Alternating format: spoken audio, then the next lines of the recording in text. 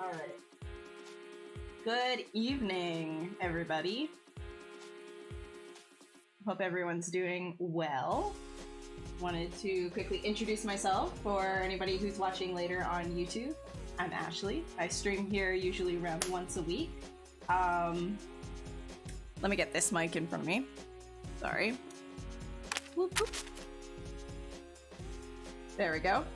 So I stream here usually once a week, and I do a bunch of sketching from a sphere type thing, so it's not really like, you know, something that you would use immediately in a production or for printing or anything. It's quite literally like we're treating this like a digital sketchbook session. So it's for fun. We're just seeing what we can come up with from our imagination, just like going at it.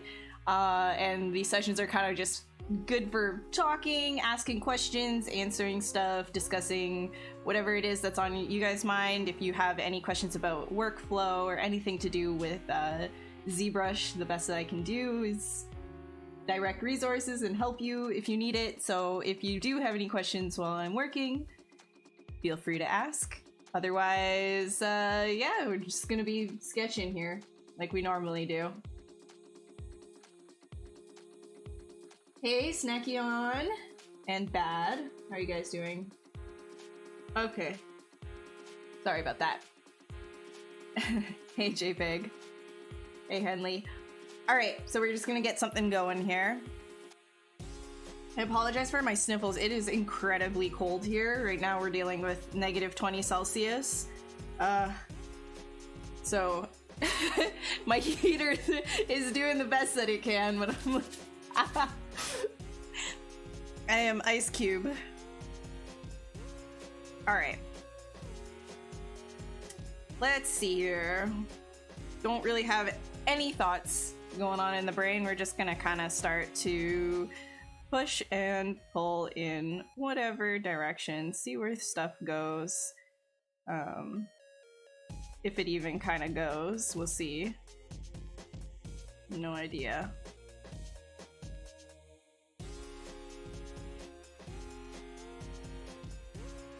Let me know if the music too is too loud or something. I don't know if it is.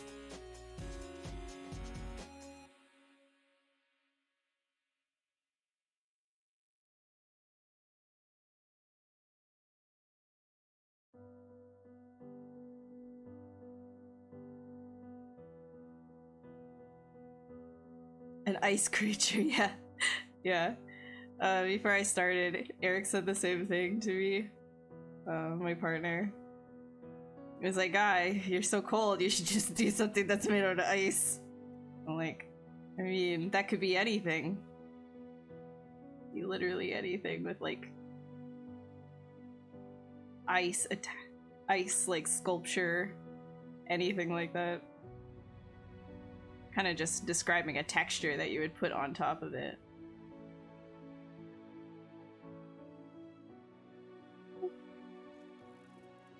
Hey Bubbles, what's good? How are you?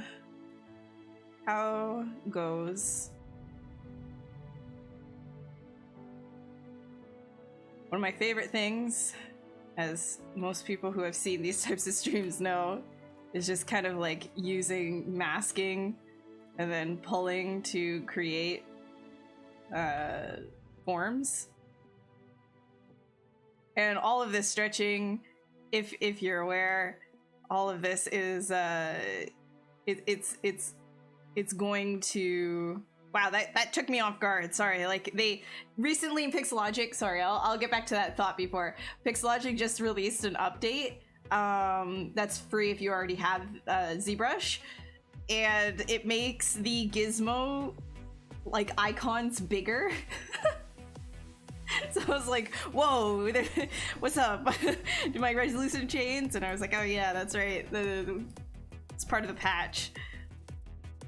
So if you were having issues with your gizmo being too small before, they've changed that. Let's see, what do I want to do here? All of this stretchy stuff too, by the way, this is what I was talking about before. I literally let things stretch out because then I dynamesh it afterwards and it turns into usable geometry. So any of like this artifacting, it turns into something that I can literally sculpt on afterwards. And I like that. Just for sketching purposes. It's fun. I'm a messy girl.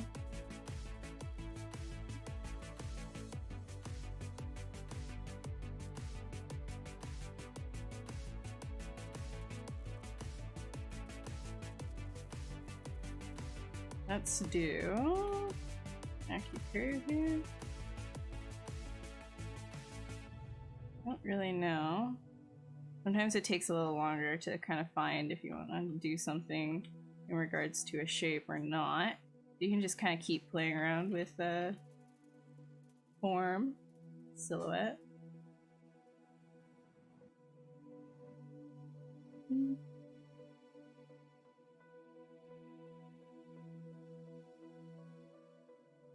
Hey, Big. Hey, Ian, how are you? Guys, Ian's also a sculptor here on the Pixelogic channel, so if you want to go and follow another really amazing artist, you should check out IR Sculpts in chat. His streams on this channel are fantastic. Ian. Fantastic. Fantastic. He's doing a muscle mouse right now. Yeah, you always felt like they helped you out then. Yeah, just took it caught me off guard. I was like, whoa, what's going on here with these big icon? You know what?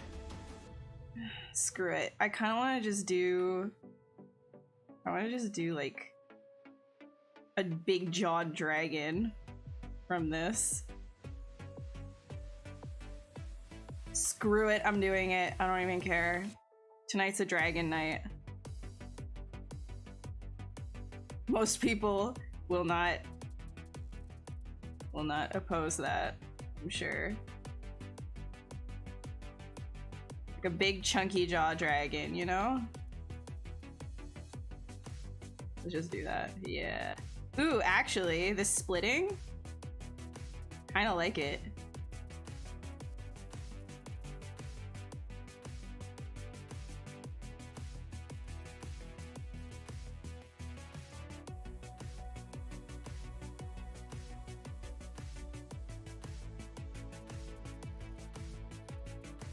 Maybe we do make this sort of like an ice dragon though. You want to make it an ice dragon? Kind of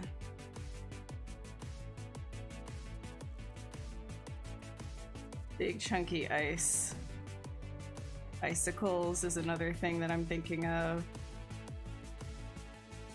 Yeah, we can turn this into like a big old ice boy.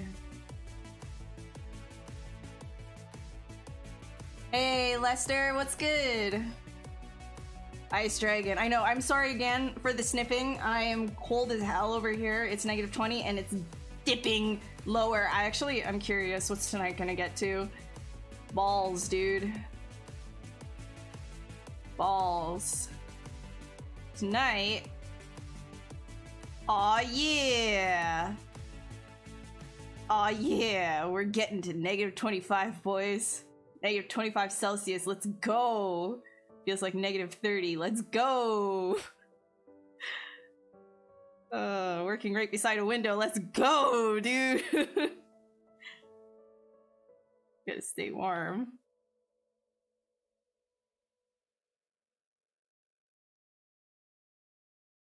A mechanical cryo arm. Monster Hunter League? Yes.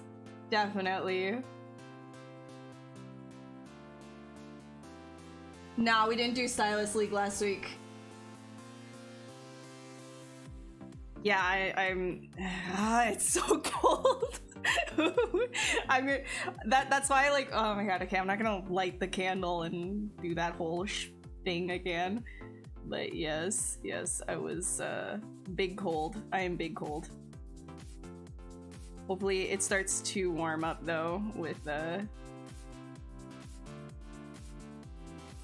the stream running. Usually it gets a little warmer in here once the PC's been going for a bit. Alright, what is up with this? Let me grab that. Split. Masked. Okay. This hole. Thank you, Ian. I would love to have Cali weather over, honestly. This is love you, Canada, but why? Just like, just literally why? I don't know. January is the worst. Okay, I'm gonna do bigger, bigger, bigger, bigger. E.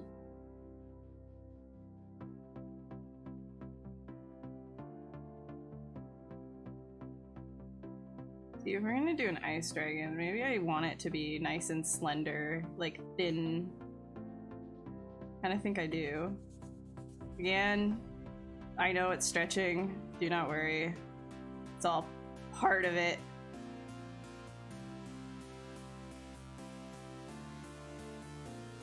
Did I close holes on this one? There we go.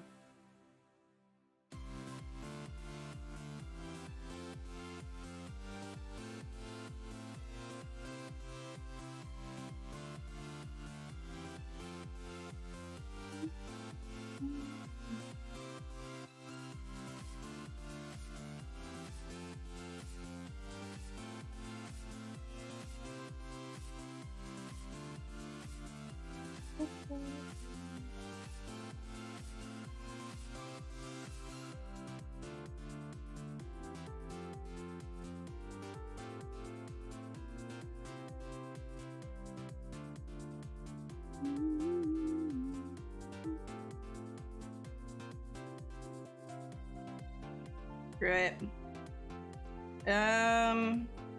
Let's grab this. Split.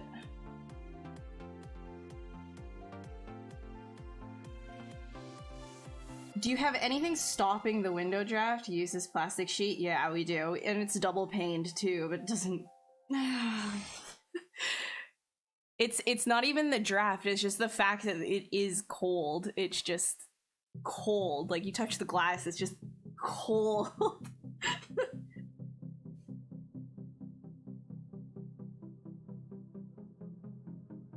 Here it's just -10, Greenland or something? Nah, man, it's Quebec. Good old Quebec. Hey, Reaper. Use your symmetry control, local symmetry button, also not working, so you can tell me an alternative. You lose your symmetry control, local symmetry button is not working so well. Your symmetry control. I mean, if you have issues with your symmetry, you could always just mirror and weld something and then press X again, right? Local symmetry is just, so you have local symmetry on with your gizmo. This is what it does, right? So if you were to, let's say, take this right here, have local symmetry on, or not local symmetry on, then it will scale on, based on like the global symmetry. Whereas if you have local symmetry, it'll make symmetry based on like, it'll essentially scale from your gizmo on each side, right? So that's what local does.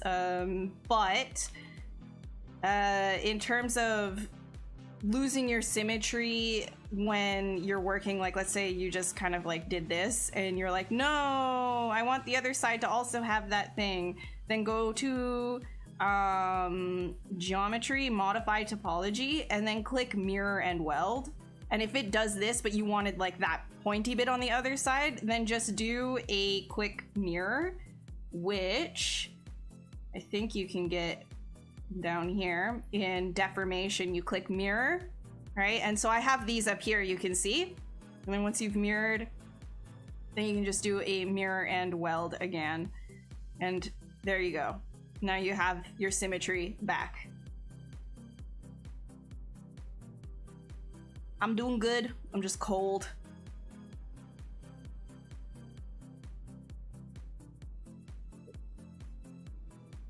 Yay.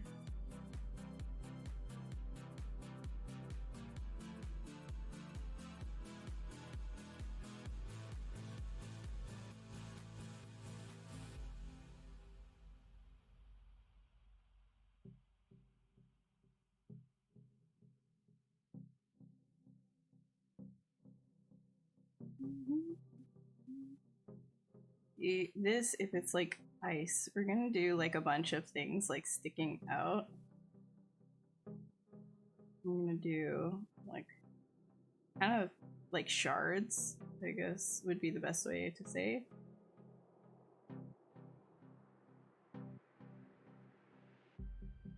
Yeah. And for this back bit, I'm actually thinking, let me grab this. I kind of want to make it like, yeah, I want to make it sitting like upwards. Yeah.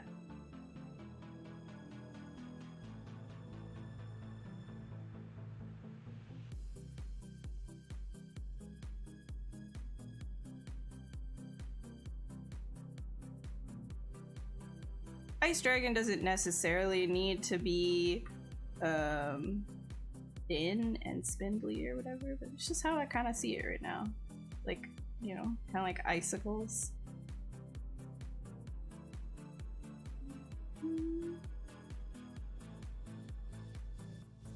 And actually, one of these guys, because we're gonna stretch this a whole bunch.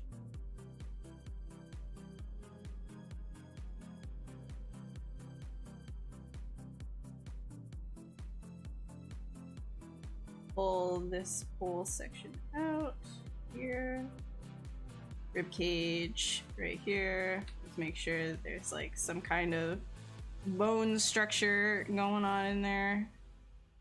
Even if you're doing something alien, you always want to make sure your bones are bony. You want to have your bones holding up everything. Hey Void, how's it going?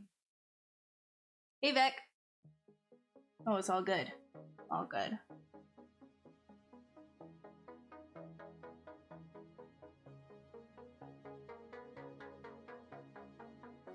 Oh yeah, if you're doing a gelatinous orb or a gelatinous cube, then you do you, man.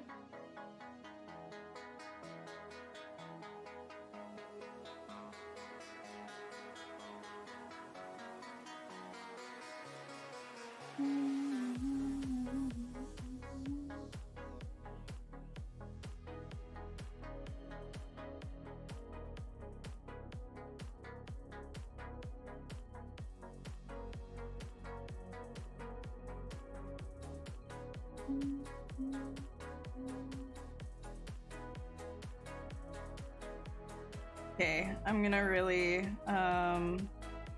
probably gonna really push that. And then this one. I think I want that to be more that way. And then this, let me see.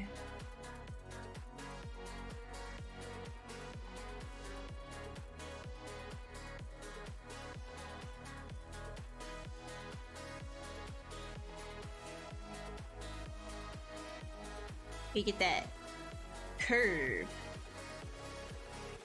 This is where all of like this artifacting is actually going to come in real good handy as like a sketching assist, because we're doing something more icy. This is for sure gonna help it look fragmented once you get the Dynamesh going on in there.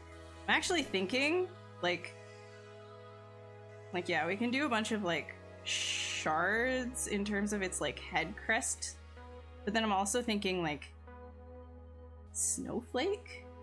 Do you know what I mean? Like a snowflake. I wonder if that would work. Let me try something.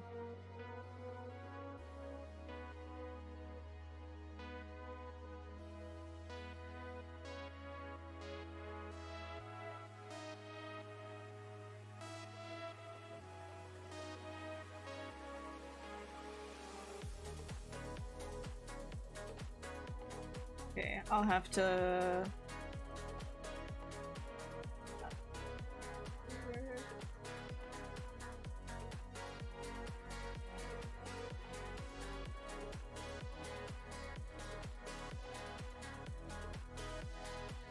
Got that stapler remover mouth.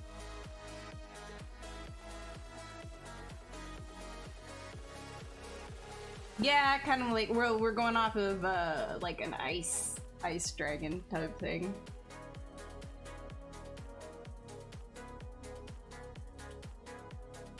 Ow.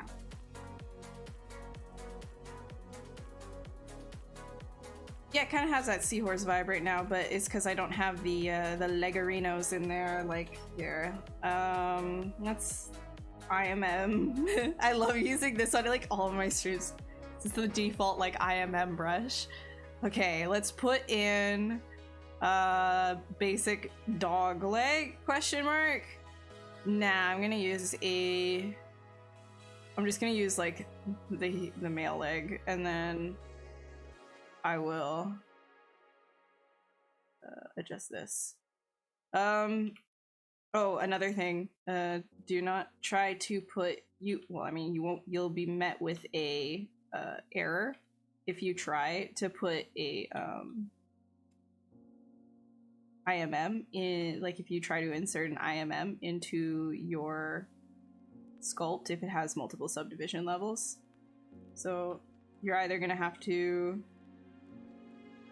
pull out like on a proxy like something else, or delete your subdivision levels.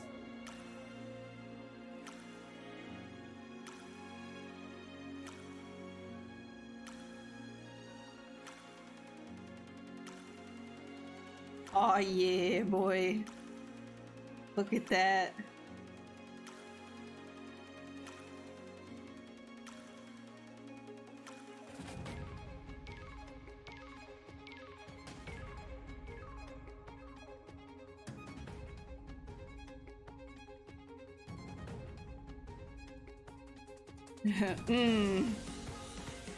See a doctor if your legs start doing this.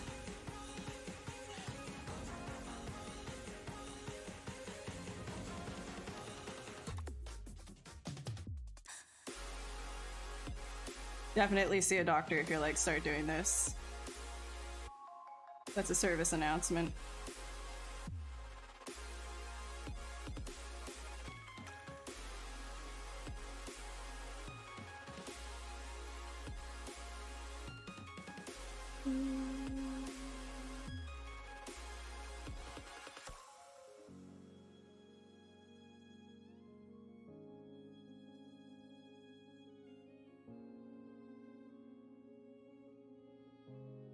Yeah, anytime you put in the IMM human stuff onto like any creature, as much as it's great like as a starting point, it always looks stupid. In my starting phase, when I'm trying to get something, do you care about anatomy or not?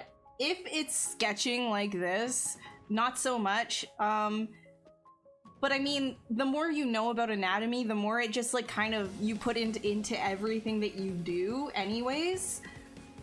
But one thing is that, like, let's say you've got your shapes down, then you're gonna want to start, you know, making sure that it makes sense anatomically.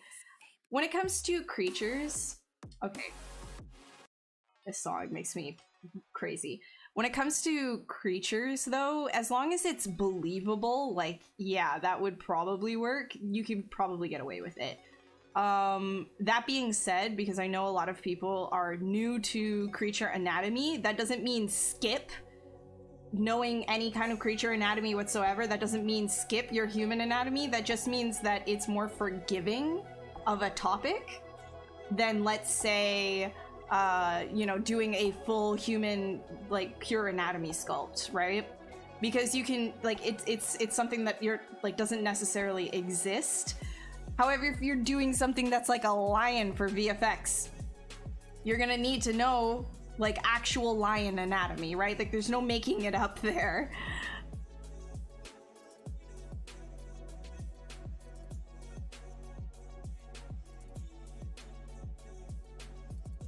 But when I'm sketching, I usually just worry about, you know, interesting shapes, and then I think about anatomy afterwards, like making it like totally anatomically sound. But like I said, like the more you know about anatomy, the more that will start to come out in your initial sculpts. Like before you start to really like dig in there and fix things.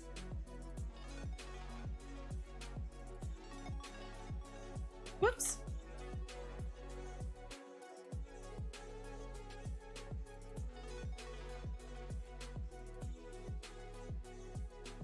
Okay, so we're gonna get some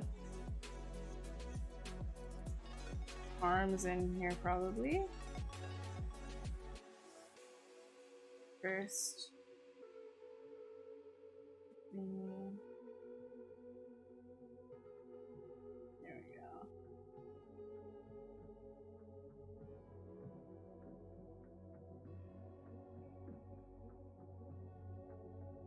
Whoop.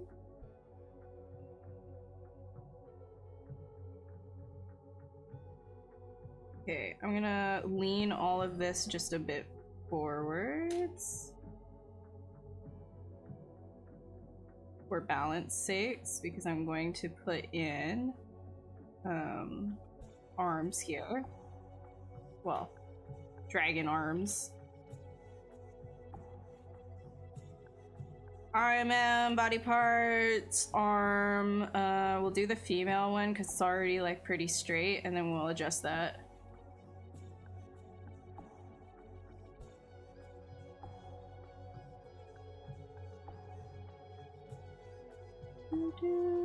And split. Cool, cool, cool. Okay, grab this whole bit right here.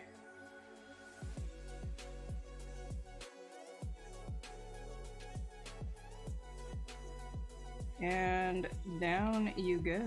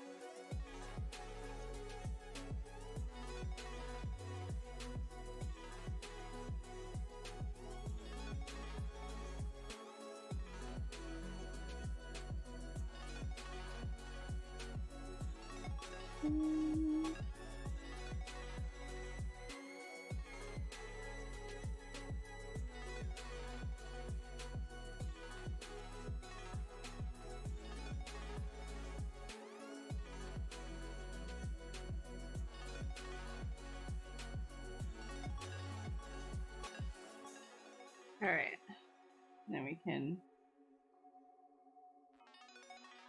kind of start to make more like claws out of these guys.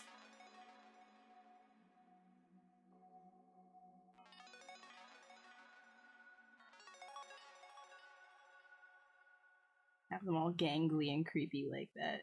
I don't know. I like making like weird like gangly creature arms and stuff like that that are very just like their bones, they need some help with their bones, you know? Your bones. What's wrong? You don't have enough calcium.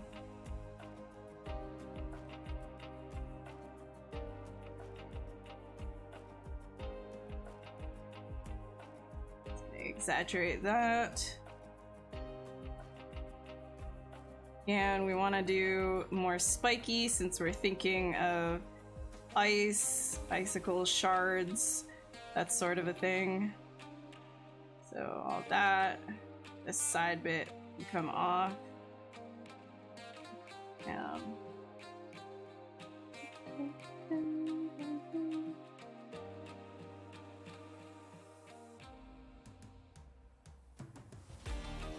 Hey, Alperin.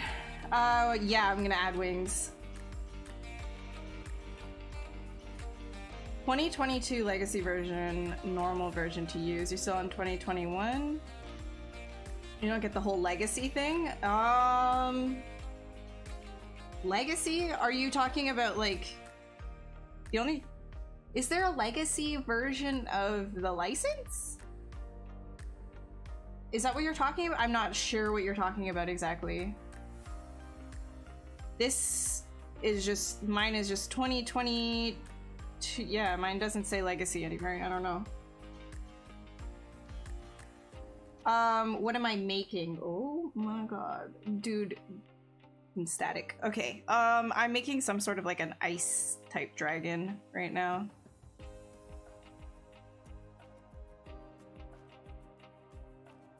Icy dragon thing. Just hanging out in the comfort zone.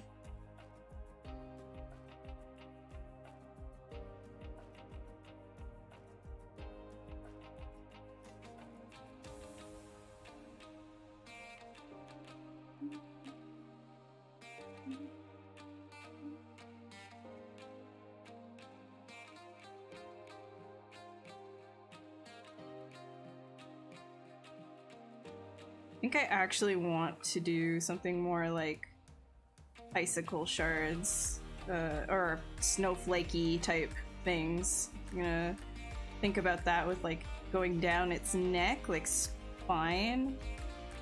Work on something like that.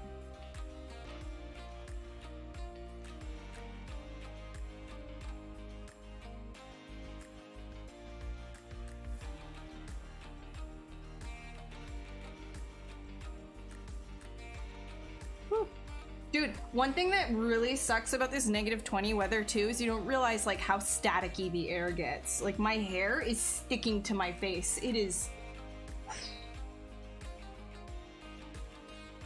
The amount of like that I had to have during this stream, I am sniffly, I am cold. My hair is like cling wrapped to my face. Oh, please.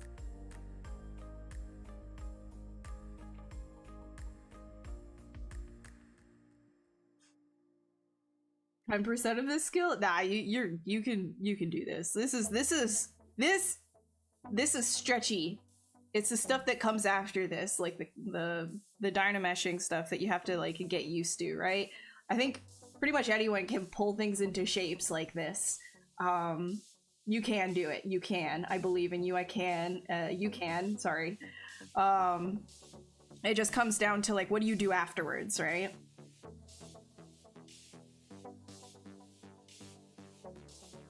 You have that skill. I believe in you. No. All right.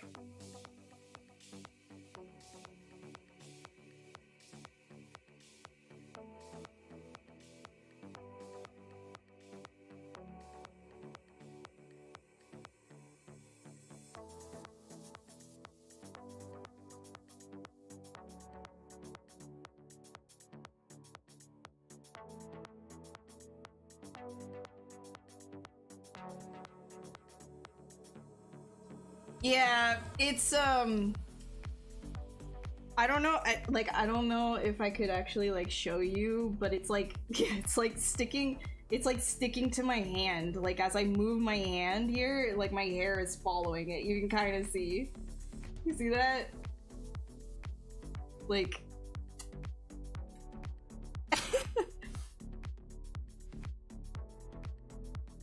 do I recommend the Wacom 32? I would not be able to tell you because I don't use the 32. I use the 22 HD. So... But, like, the 22 HD is really great. I can imagine having 32 inches is, like, ridiculous. I wouldn't go small. Like, 16 inches I find is too small, in my opinion, to really enjoy an on-screen tablet. That's my personal opinion. 22 is like this one is just like the perfect size for me. I guess if you were to go with a 32, that's like you're like a wizard, right? Because I've used a 27-inch before, and I felt like a lot of the canvas space was not being used because I would literally be doing like this. I'd be like casting like spells with a wand every time I wanted to do something. So I had always like brought stuff into like the corner of it anyways. And so then if you have a 32, it's like, what are you doing with all of this stuff over here? Like if you're, that's my opinion anyway. So I don't know if I can really recommend it without using it either, but I have used a 27 and that is it's a lot.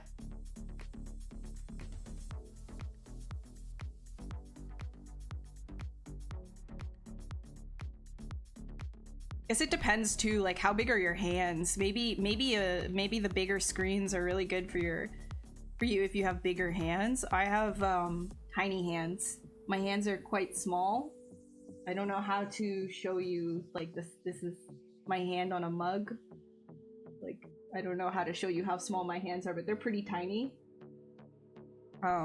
So I'm fine with like working at this, but you have big hands, then maybe you want a bigger screen. Yeah, that's what I was thinking too. Like my arm would hurt like crazy too.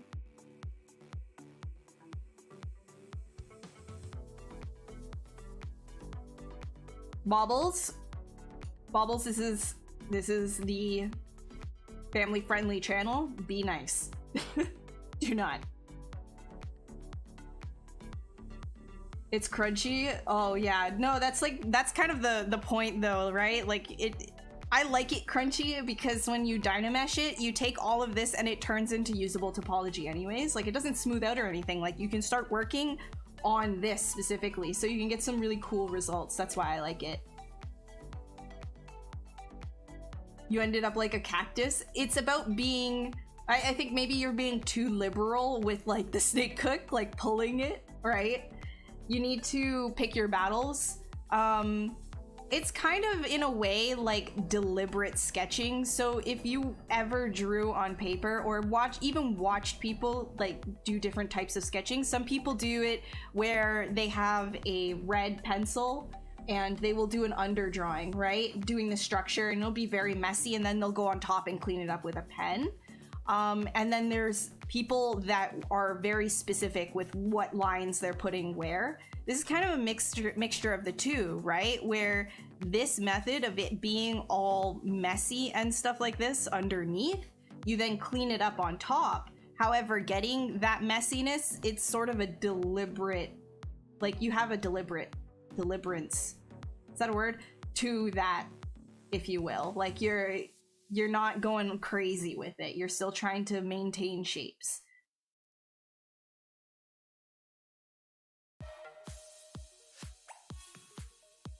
Says download 2022.03, and right below there's a saying early version of the. Oh.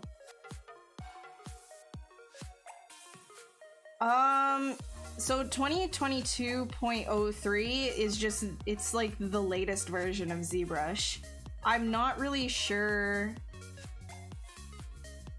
I guess like on the license page, again, I don't work for Maxon or Pixlogic, but I guess like on the license page, you have the ability to download like older versions of ZBrush, but that's more of like, you know, if you need to work with like a studio that's not using an updated version or whatever, or if your specific PC runs into problems, it's there too.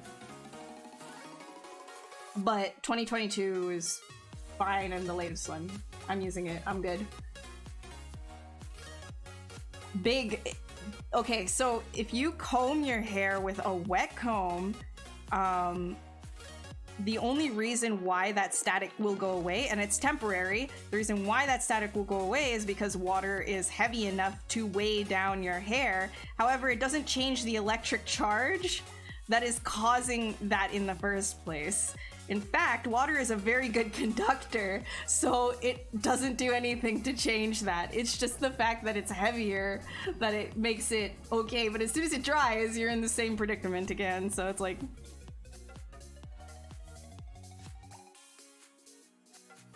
There's specific like hairsprays and stuff I could use to chill it out. But I'm in this predicament now, and I have to deal with my hair going in my mouth every 2 seconds, so... You know.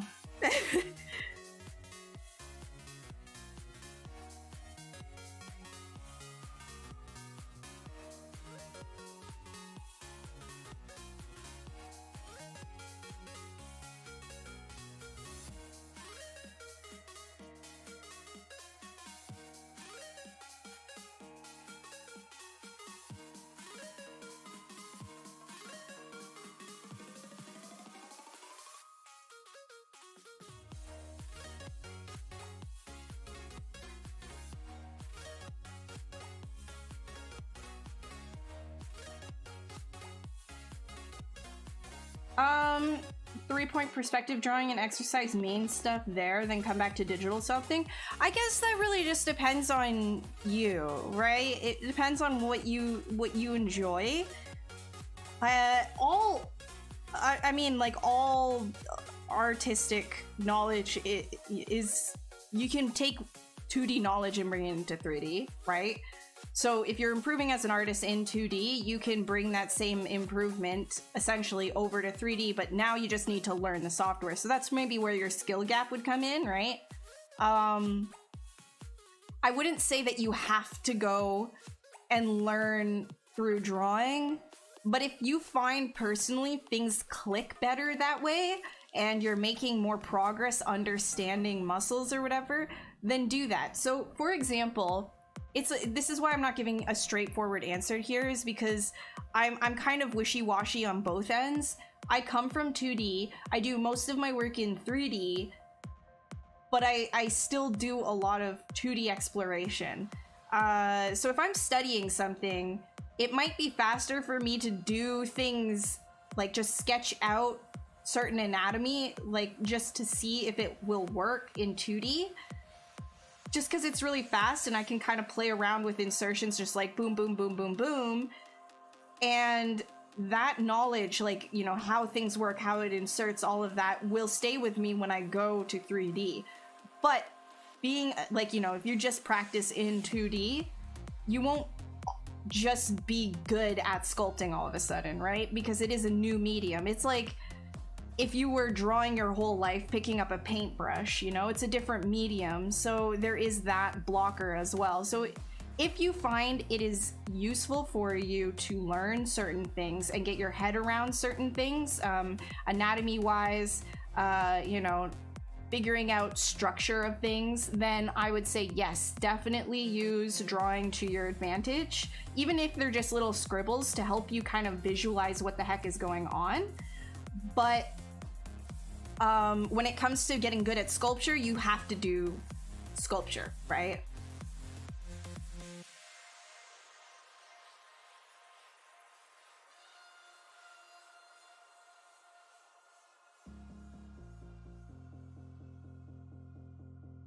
Yeah, yeah, exactly, Shader. But you know what? It's cold, so I gotta have me some of them suckies.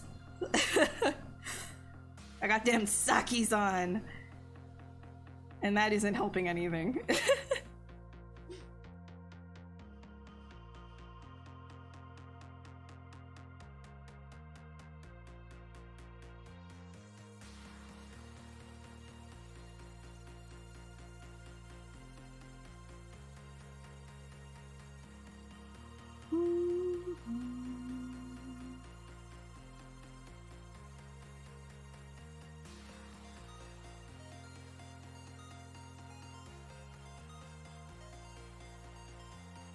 Wondering if I should...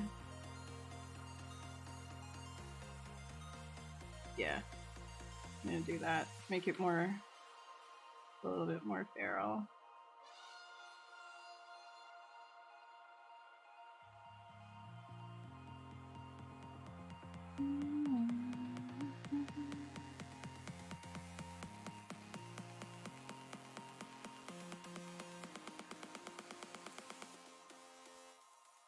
Actually, nah. Nah. Nah. Nah. Nah. Nah. Nah. I like this more. Keeping it there. Anything.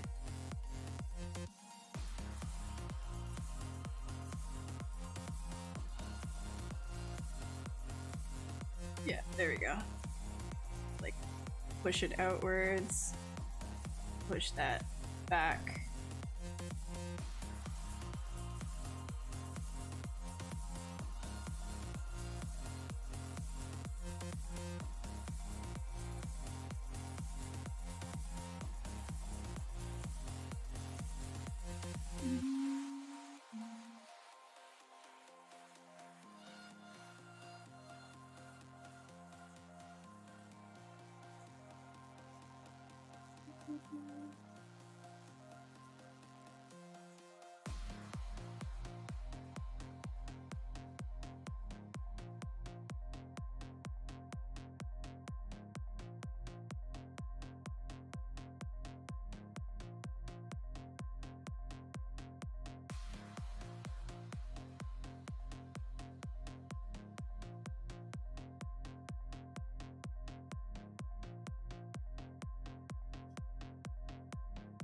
Yeah. Yeah, yeah. It's polyester, but other parts of my like clothing too, right? Some of it's cotton, some of it's like whatever. It's the way that it is. It's very statically. It's very, very, very staticky.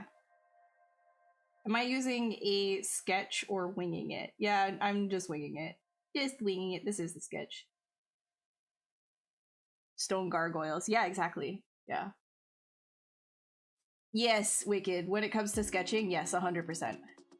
100%.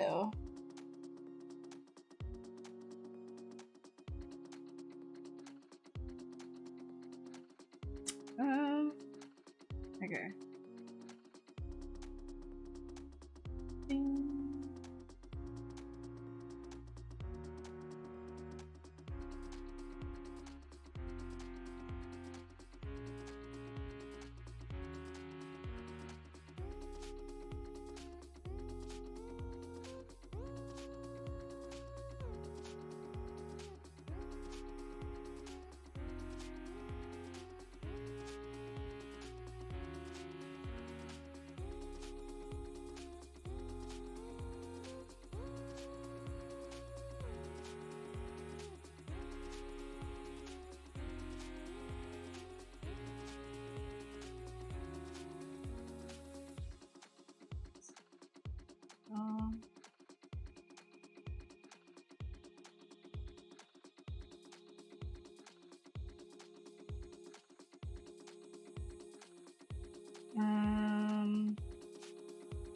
Okay, we're gonna do more AccuCurve type stuff.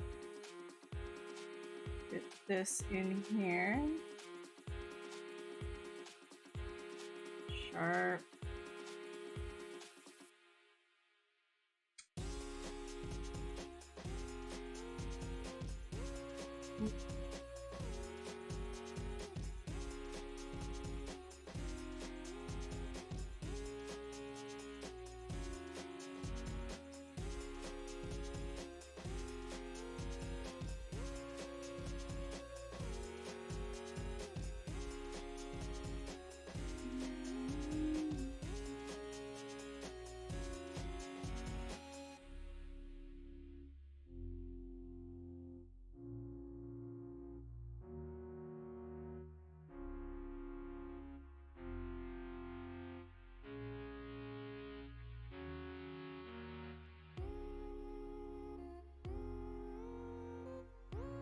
I'm gonna do some stuff that a lot of you will probably find incredibly blasphemous, and that's okay. Be worth it.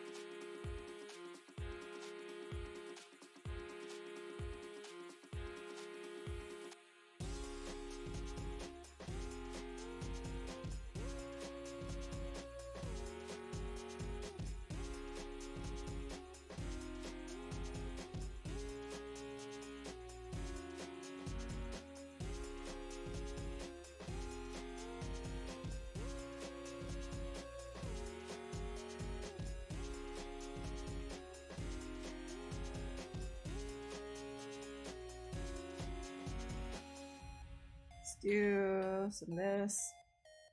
Stretching polygons, not everyone's style. I mean, I think everybody wants to be able to do this.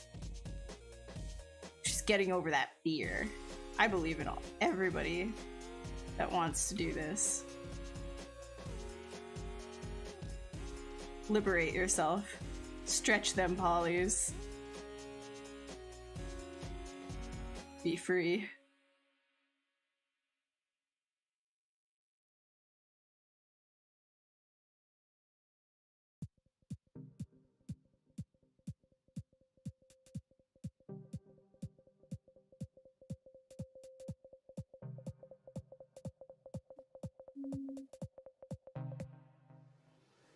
Trust me, when this is done, I'll show you what it is. You just gotta be patient. Don't worry. I know it's stretchy.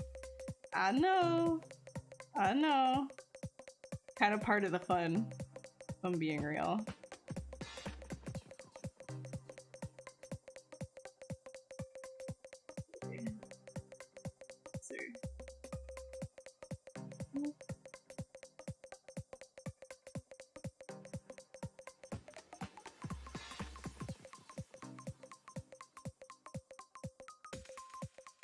I'm thinking like snowflake right now, that's why it's looking like this.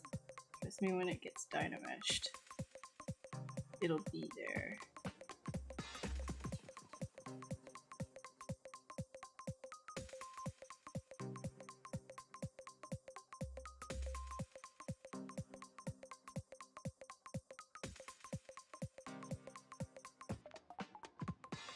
Add big ones too.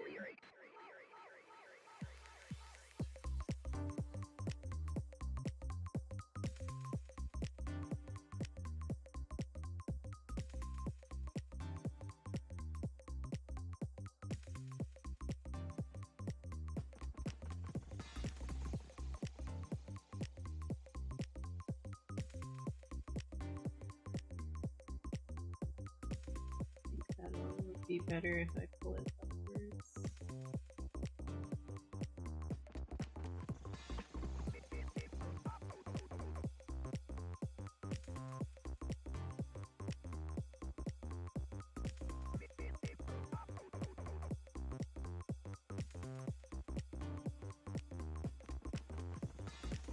Shortcuts for some of my common brushes, or do I press B? No, I have all of my brushes that I use commonly on my 1 through 0 on my keyboard. Yeah, so if I cycle through, you can see my brushes over here. Like 1 clay buildup, 2 Damien Standard, 3 H polish, 4 snake hook, 5 inflate, 6 pinch, 7 mat cut, 8 slash. My other brushes are not hooked up right now, but yeah, that's it. Yes, I will Dynamesh. Yes. Yeah, if you want to know where AccuCurve is, like Ian said, you go to brush, scroll down to curve, and AccuCurve is right here. So this will make your brush pointy, right? Like if you're using snake hook or move, it'll make the point very, very sharp. Very fun. Highly recommend.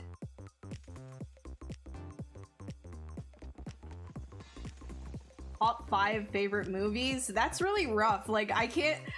Anytime I'm asked these things, like, I don't think I can do that. I don't think I can just, like, make up a list like that, you know?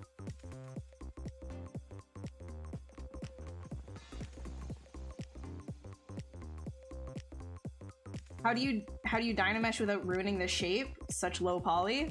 Yeah, I'll show in a sec. I want to finish like getting this to kind of like an interesting point before I do that.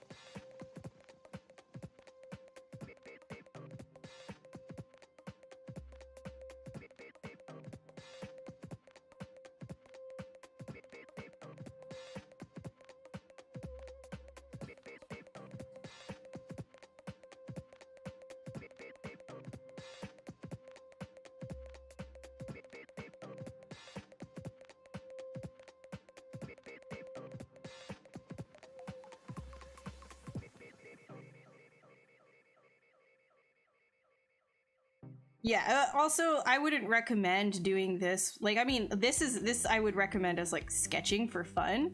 If you're the type of person like me who likes to learn the program by just getting into the program first without like any tutorials or anything, just getting in and just like clicking on things and figuring it out that way first, very hands-on like that, then this is like great for you. You'll probably explode what it is that you're doing multiple times, but it'll also give you kind of like a feeling of exploration. I don't know, you know, if it's for everyone. Some people are not like that. They would rather go step by step with a tutorial. I find if I get into a program first and I just start absolutely messing with it, I retain things better when I go and watch a tutorial afterwards. So it really depends on the type of person you are. Did I finish my xenomorph? No, I did not. We're gonna be doing that, more work on it on the Stylus League this Friday with Mike and Bradley.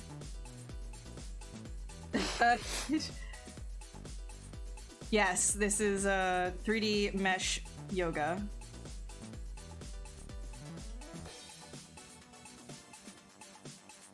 Absolutely.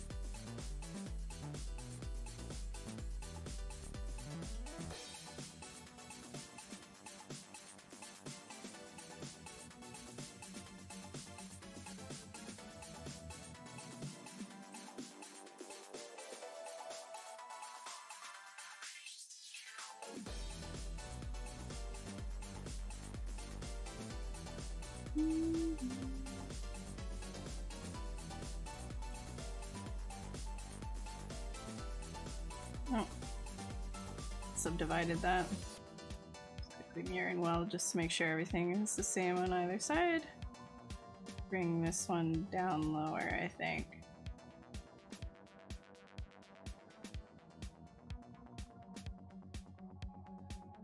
Here, hold on, let me grab this part.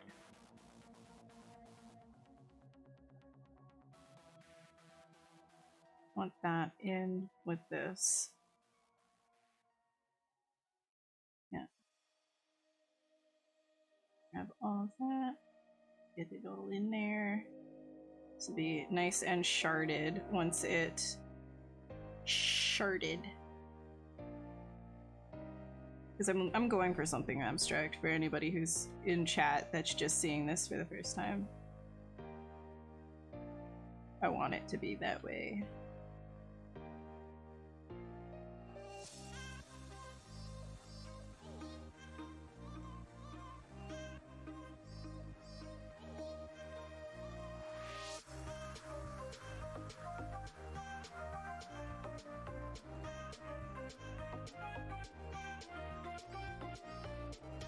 We're going like ice dragon, right?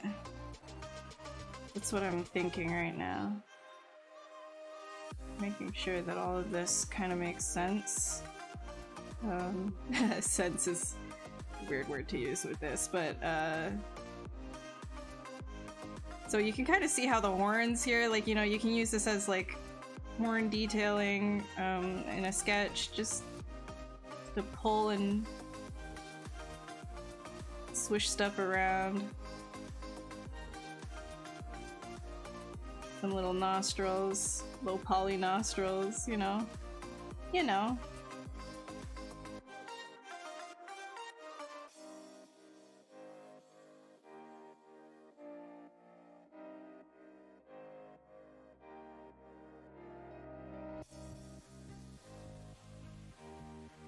I have not used Redshift yet. I'm sure we will all be privy to that in the future. But I have not used that yet. I'm curious about it. But my go-to is Keyshot. I mean, you know that, Bobbles. I was just saying for anybody else.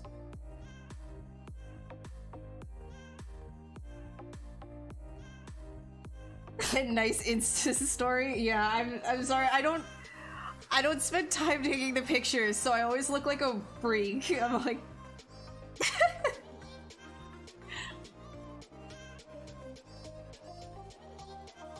Hey Pro, thank you. Have a good evening.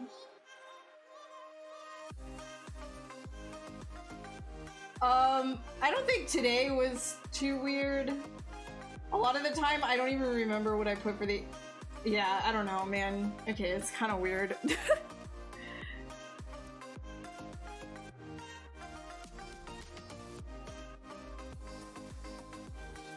My announcements on the Instagram stories are always just... Lord help me. I don't want to spend a long time trying to get the right angle so that I don't look like... weird and stuff. Just like put it out there. There we go. Mouth doesn't look good? No problem. Cover it with a GIF. It's fine. Whatever.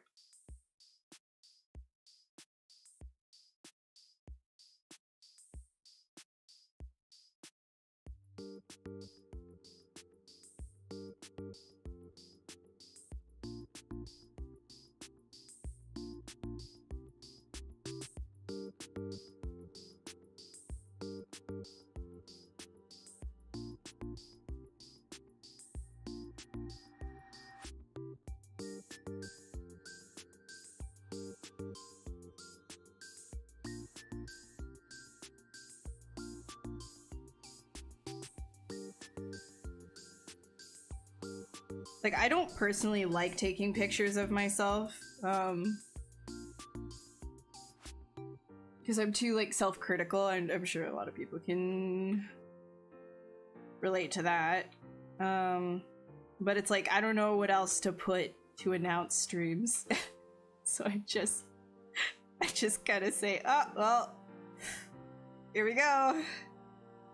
You guys get whatever this is.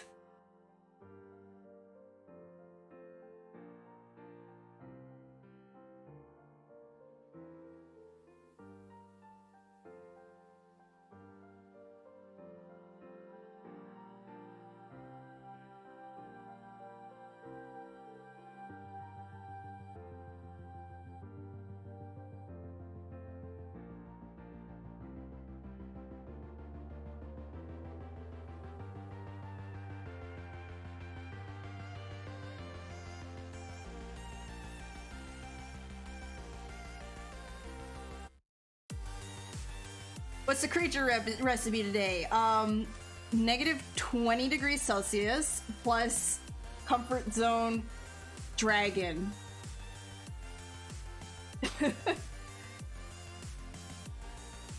Yeah, that's the way that I like to play around with what I'm less technical when it comes to like digital art. So people who are very technical will not find these, a lot of the time will not find these very, like this to be very good advice. Any of this stuff that I say, because I'm not an incredibly technical person when it comes to this kind of stuff. I just think that to keep me engaged, if you're more of like a really like creative person and you like your hands to be on something and just doing something rather than hearing, like listening to somebody tell you to do something step by step. If you're bad at steps, I'm bad at steps, then do like lean into what you're good at, lean into exploring, you know? If you get yourself involved in the program, you're still learning things, even if they're wrong. And again, like I said, I know a lot of technical people will think this is wrong advice, but I think that it is important that to just be learning something at all rather than struggling with like, I have to do it this way specifically, or I'm not like worthy. Like if you're finding it easier to learn things by getting your hands on it and then going to tutorials afterwards for specific things, do it that way. Do it that way. But do also realize that the pipeline for games, film, TV, etc. requires a specific step of things technically in order to do that final asset, to give that final asset for the job. But when it comes to your own learning process, if that is better for you, then who's stopping you? You know, I think a lot of us in the arts field are very like, our focus is very like boop boop boop boop, you know? And so if you can find a way to leverage that in some way, shape, or form, don't feel bad if somebody's telling you that's not, you know, you're not learning the way you should be learning. If you're learning, you know, you're learning the way that makes it, like, you're learning the way that is good for you. And that's better than no way at all.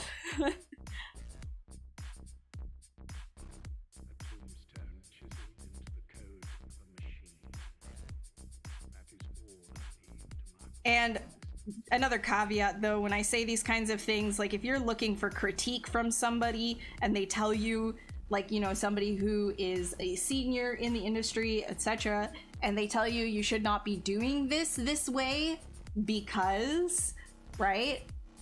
Don't just like bypass that. They're a senior in the industry, right? Like take that into account. But in terms of like, you know, your own learning process, you can leverage the bounciness. It's totally fine.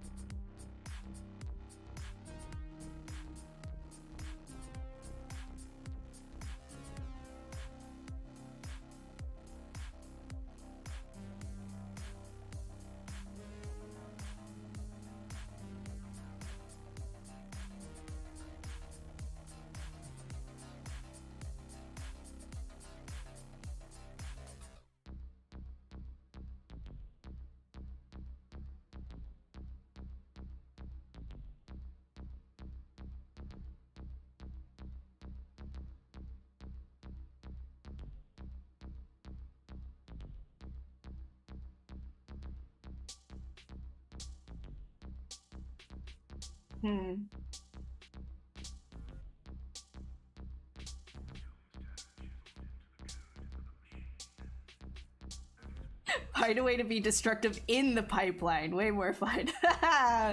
Your coworkers are gonna love you. See, when it comes to, when I'm sketching like this is destructive workflow. When you're in the pipeline, you're more valued if you can work non-destructively, you know? They do not go hand in hand.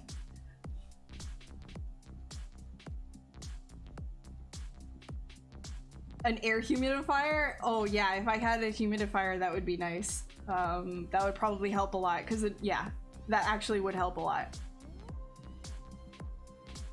Because at least then the air would be too heavy.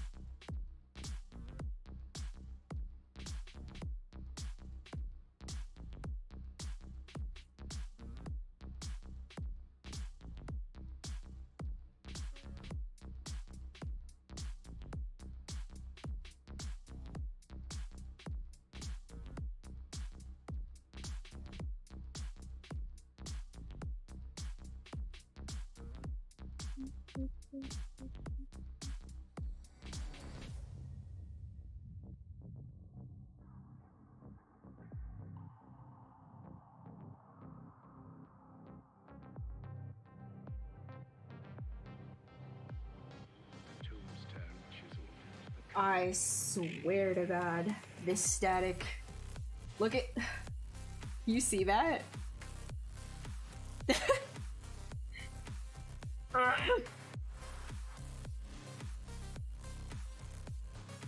um.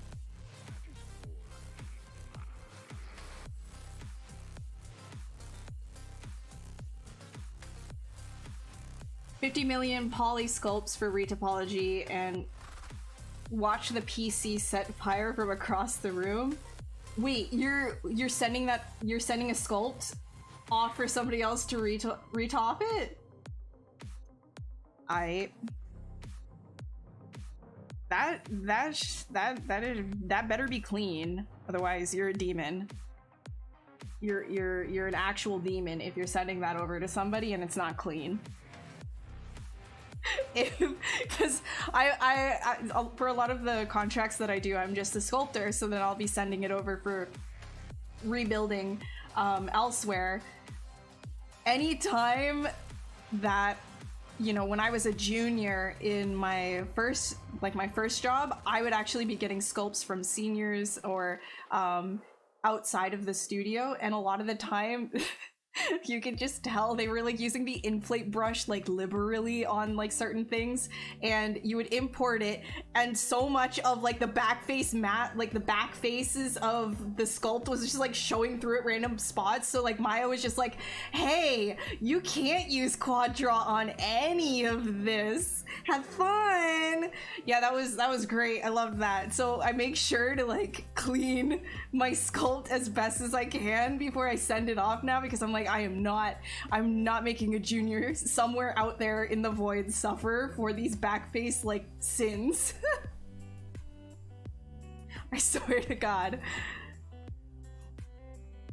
The quad draw thing like in ZBrush, I don't really use a retop in ZBrush personally. If I even have to retop, I usually don't retop anymore, but if the job requires it, then I will go into Maya just because I'm most familiar with it.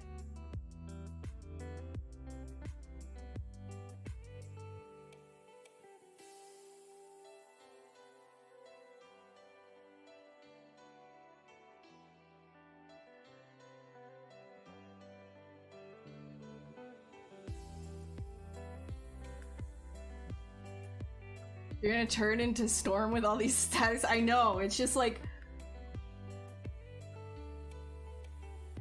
ah, why did I do that? Why did I do that? Why did I do that? Why did I do that? Yeah, decimate it though if you can. I mean, I don't know. Just decimate it, do like bit by bit.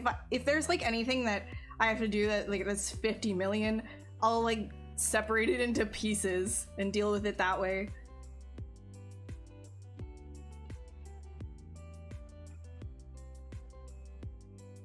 All right.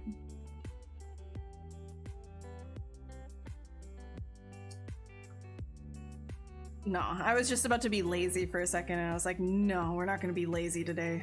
We're not gonna do that. No lazy. Where are you? There you are. You're in there.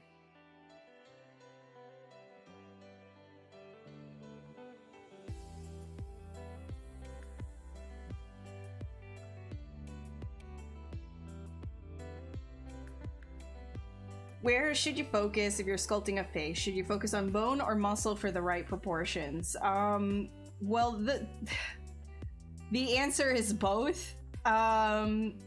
You should always be considering the skull underneath the muscle, which is, you know, playing in part with the fat as well on the face. When you're dealing, like, you know, when you're first starting out, I would say maybe it might help you to try to sculpt some skulls first, just so that you know where everything is essentially underneath. And then maybe it would be interesting to do a likeness or like look at pictures of people's faces, and with that knowledge of what the skull looks like underneath, try to maybe leverage that. It might help to do little drawings on top of the faces that you're working with, like where you think the bones are underneath, right? But I think the biggest one would be the skull, because you're gonna have bony, like the bony landmarks, and those are going to dictate where the muscles sit.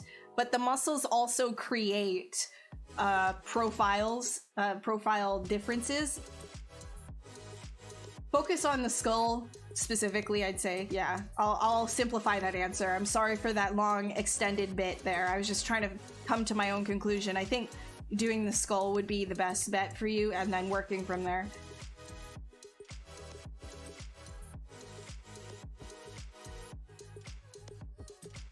Yeah, there you go. Kukli does that too. Okay.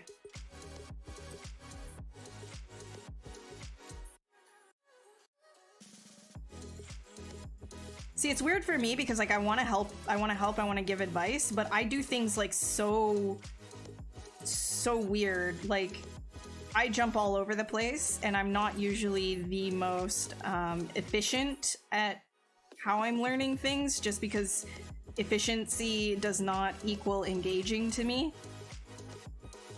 Like, I like to fail at what I'm doing first. I know that sounds counterintuitive, but I actually like messing around and screwing up.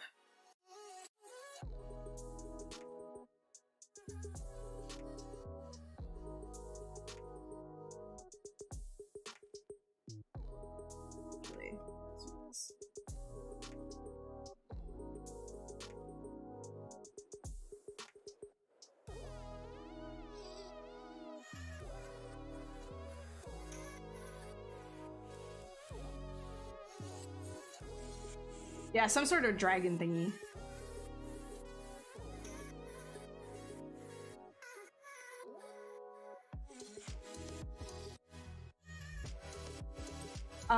Do you have a good 3D imagination of what the depth is at various points when you see a reference picture? Is there a good way to practice that?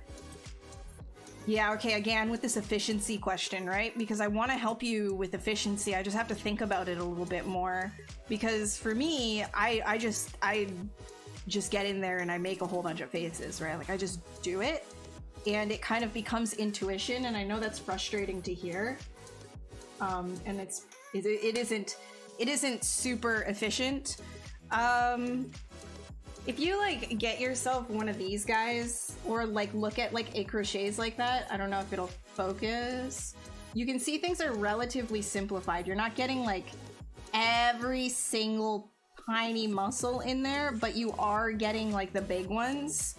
And so you can see specific areas, like what will go in and out. I think in general, when it comes to sculpting, and this applies to faces as well, it's more evident when you are working on faces, because we see faces all the time and we're incredibly we will put them under intense scrutiny because we know intrinsically what a face looks like, right? So when you're sculpting in general, though, the big thing is to practice looking at where highlights are versus the darks. And this is the main reason why I say don't use something like red wax. Hey, you can, if it's working for you, good for you. Like I said, if you learn the way that you need to learn. But the reason why I don't like red wax is it screws that up. It completely messes up. It completely messes up where you see like shadows and highlights. Like crevices look white, right?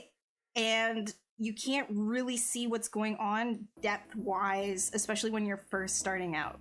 Now, it's like, you know, I'm so used to this program and working in 3D that it wouldn't really be a big problem for me if I wanted to work with red wax. It just, I don't use it anymore, right? So something, matte crepe gray is fine, but you will even, I think, benefit from something like basic material 2 when you're sculpting, because then you can definitely see where things are highlighted, like sticking out closest to you, and things that are pushed in. And that's something that you need to work on to build that intuition while you're sculpting, is just like focus on looking at you know, what is highlighted, what is thrown into shade, and it might help a little bit more rather than just looking at this being like, oh, why doesn't it look good, and then going from side view straight to front view to side view. Like, you know, maybe not basic material 3, but something a little bit like, let's see, because like this is kind of an intense, hold on, let me see the sphere. This is kind of an intense, let's see, Tomas's is pretty good. He teaches with that one, but if you go into material, you can adjust this in the modifiers. Like, let's say you're using basic material 2, you can just like bring the specular down just a little bit, and like adjust the spec curve. So this can like come out a little bit, so it's a little bit more, there we go. So this is pretty nice. So you can adjust the spec curve a bit, so you get a softer fall off, and it's not like metallic, but you can still get the overall feeling, like the overall feeling on things. If something is inside or out, it's a little bit more like a wet material, and then you can really see forms a lot better that way. Because if you just use like the really sharp spec, it might throw things off a little bit, right? I use that specifically for hard surface to make sure that there's no imperfections in what I'm doing. But when it comes to learning that depth, yeah, I would say something like basic material 2, go into your material tab, go to specular, turn it down just a tad, and then like move out the curve here just a little bit so it has a nicer fall off. There you go. Hopefully that helps. I'll use it for the rest of the stream even.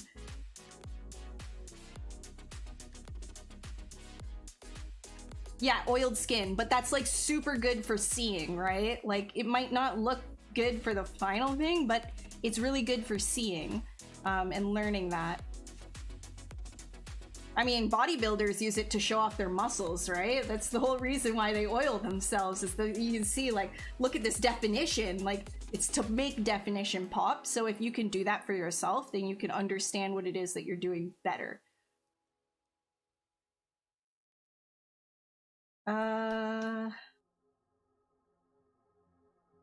No. Screw, no, I don't like red wax. I mean, again, like I said, if it's working great for you, good for you, but leave. Could I do a live showing of my render and Photoshop editing process? The effects it uses are very good. Tattoo, a lot of it's painting. So if I were to do a like live thing of that, I would be essentially doing a lot of painting on top. So like it's not just like effects that I put on. There's a lot of masking or the actual like materials. Like if I do something that is like a metal and a skin, I'll do 2 separate renders for that and then put them on top and just paint a mask out in Photoshop. But then on top of all of that, I do more painting as well. So I use it as a very solid base, essentially. Oh, no, it's okay, Shader. Honestly, guys, if you have questions, that's why I'm here. This sculpt is to show you, like, fun sketching and stuff, but if you have questions, I love helping, so that's really why I'm here. How do you deal with working on very thin materials like wing membranes or something similar? If it's a wing membrane, sometimes, so there's two ways that I do it. Sometimes I will just use a plane, so it's a one-sided surface, and then add thickness later. That way you don't really need to worry too much about, you know, it going like this, you know, back face. Otherwise, if you have a, you know, piece of geometry that you're working with and you don't want it to go to the other side, like let's say on this beautiful sphere, this is going to be our test dummy sphere for the for the stream. Make this nice and thin, right? Let's say we're working with something like that. If you have clay buildup and you work on it, you're gonna have that issue, right?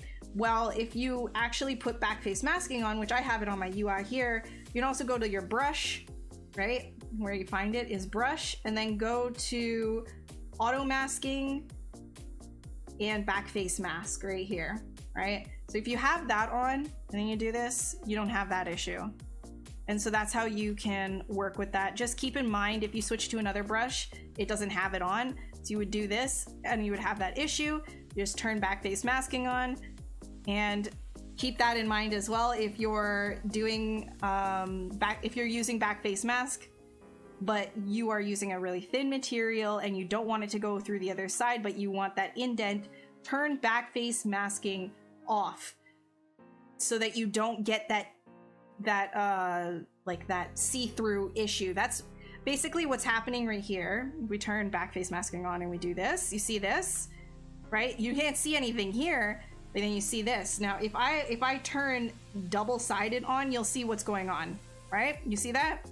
So it's taking this whole side, this front-facing plane essentially, and pushing it through the other side. So you're getting a back face showing, like it's kind of taking, here's side A, side B, and it's doing that, right? You don't want that.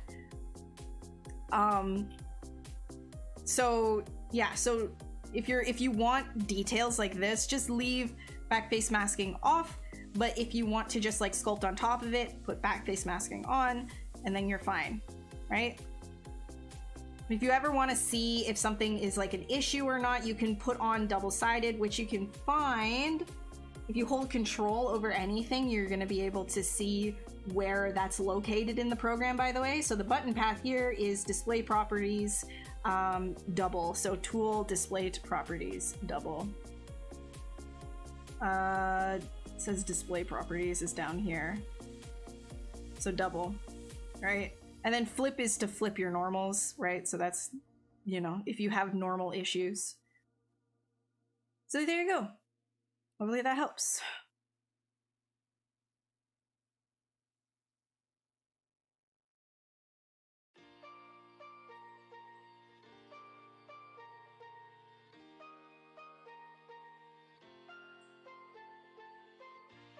What are some of the things you can do to breathe life into your characters? Personally, I'm like, I do a lot of like concept and 2D like illustration stuff. So I use these sculpts as bases essentially for my illustrations. And there's a lot that you can do to kind of like just breathe life into it. One is to just do a little tiny pose. Even if your character, you know, just don't leave it in T-pose. Bring the arms down, maybe like turn the head a little bit, you know, like even just a casual pose does a lot for your model. You don't have to do anything crazy or dynamic. Lighting is a huge one. Huge.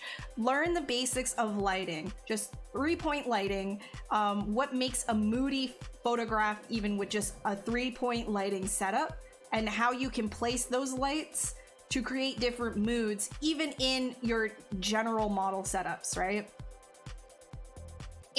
really helps. The environment itself, the lighting environment, creates mood to your character, and that can make it feel alive. So I would recommend learning the basics of lighting, for sure. Your knife brush is snapping at a weird point. Is there a way to turn the snapping off? Your knife brush is snapping? Knife curve?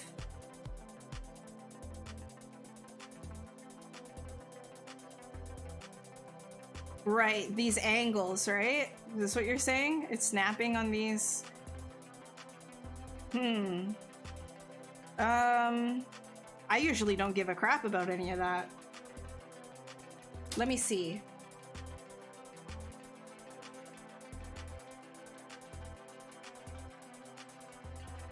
No, that's just that. I'm not sure about that one. I would love to help, but I'm not 100% sure. Is it in preferences? Maybe.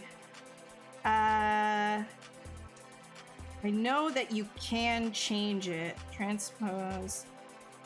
Thumbnail. I can't remember exactly where it is, though. I'm sorry. I know that there's a way to change the snapping distances. I'm not sure what it is, though.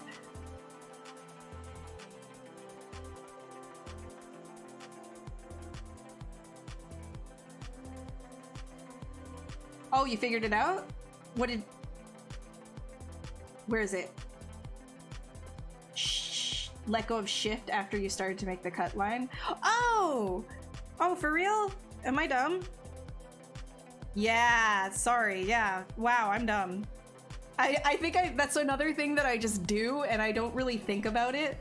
Like, I literally, like, I will literally do that and not think about it. Same with, like, just, like, doing this and then moving it around. I don't even think about it. I'm so sorry. Thank you, Faithless.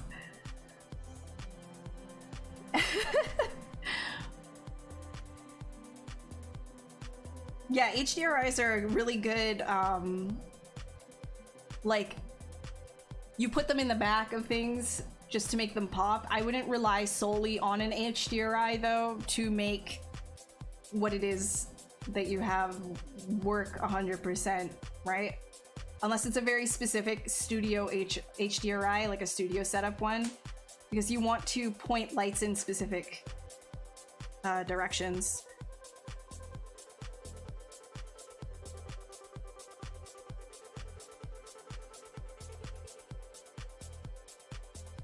Woo.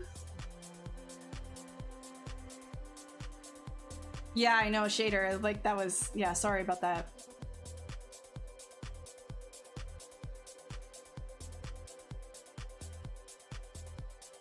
How do you dynamesh without losing details? I'll get there. Just make sure that your resolution is high enough, essentially. Not onto dynameshing this guy yet.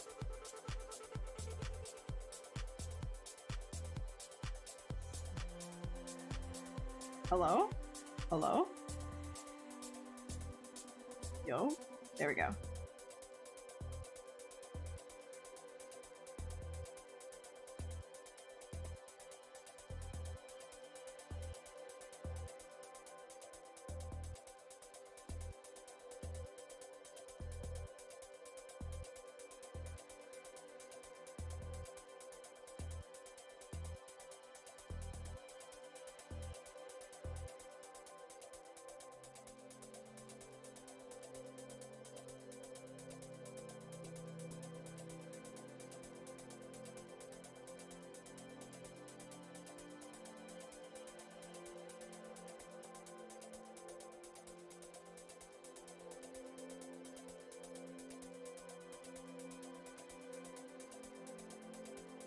Sometimes, if you're doing Z-sphere stuff, you'll notice that you'll have things disappear like that. It just means that it won't know how to resolve that. So just move it a little bit until it's not disappearing. And then you'll be able to resolve it once you turn it into geometry.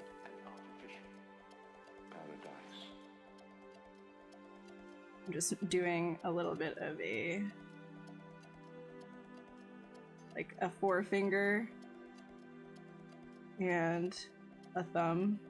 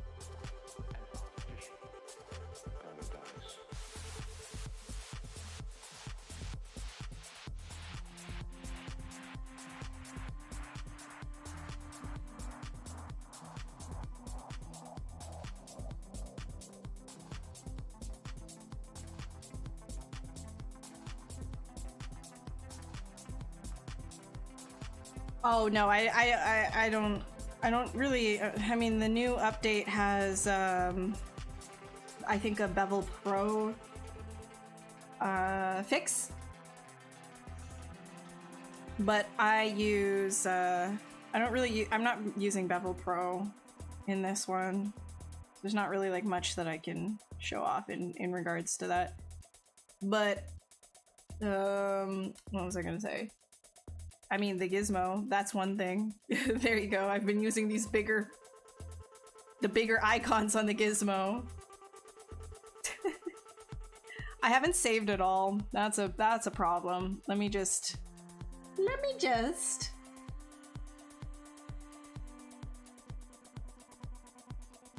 What superpower would I like to have? The power to never have to pee ever again. Yes.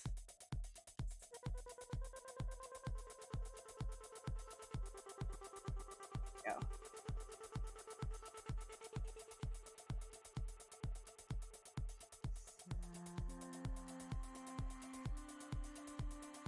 Yeah, it's just pretzel rocks, bubbles.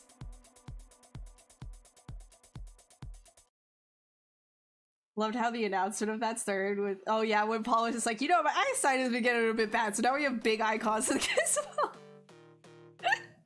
gizmo.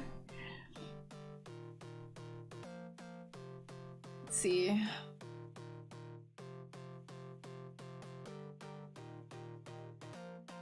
You've started the process of fixing your 24 HD? Good! Good for you, that's awesome. I hope that you actually get it fixed.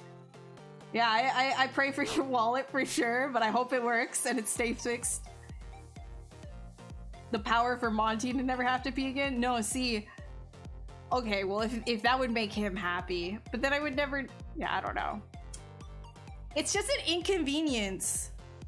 I don't know.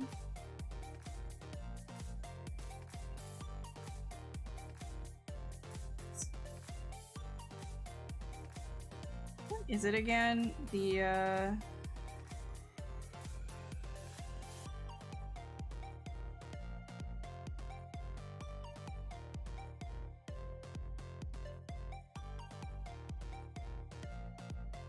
I'll just adjust that afterwards. You can just adjust that after. This is yeah, this is good enough. I'll just do this. Let's do... Why isn't my chat like auto-scrolling? I swear.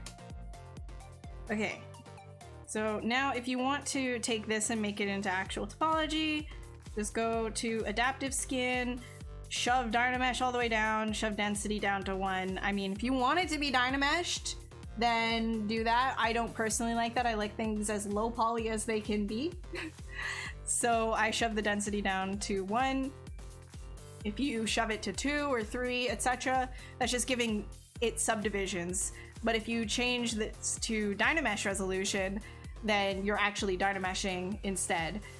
So this is essentially what you would get, density 1, but let's say you did density 2, you can see the subdivisions are going up. Personally, I don't care. I'm gonna do that afterwards. I don't want it here. And then if you were to Dynamesh, then you can't really see.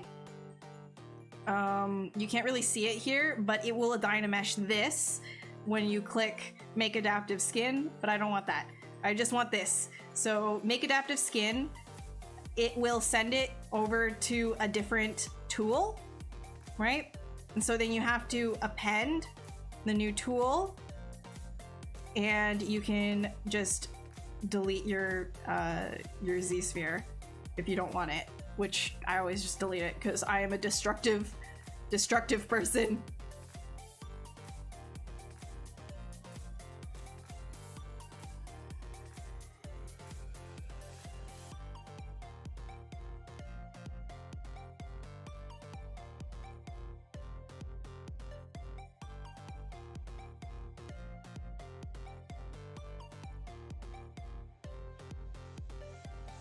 Okay.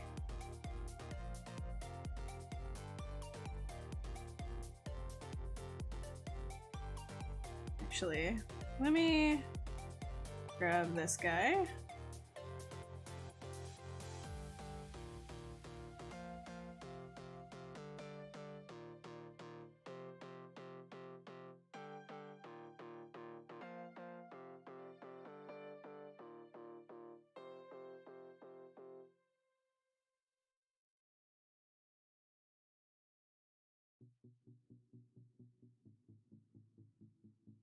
And then here I'm gonna start creating a little bit more of like some actual hand-like anatomy.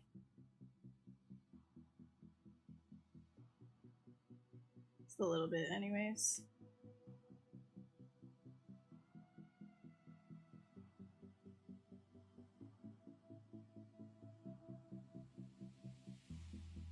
Whoosh. Man, my rotation's being wackadoodle.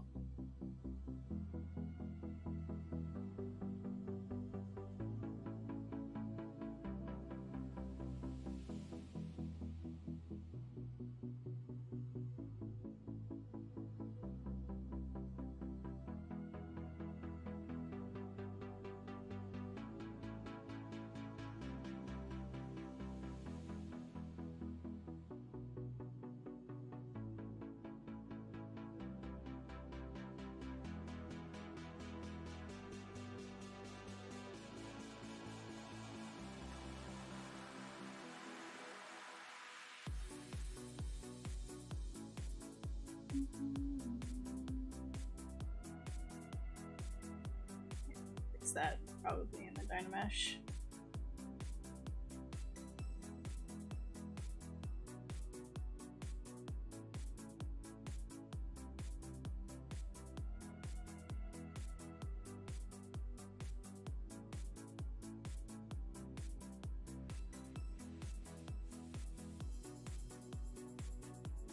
Hey Scott.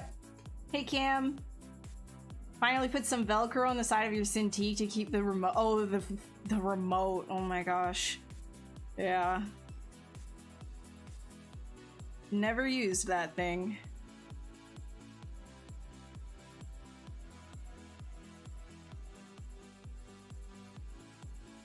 Okay.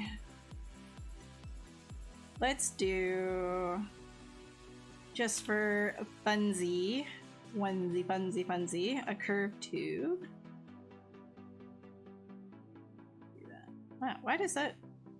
What's up? What's up there? Oh, it's because it intersects. Okay, my bad. Do this.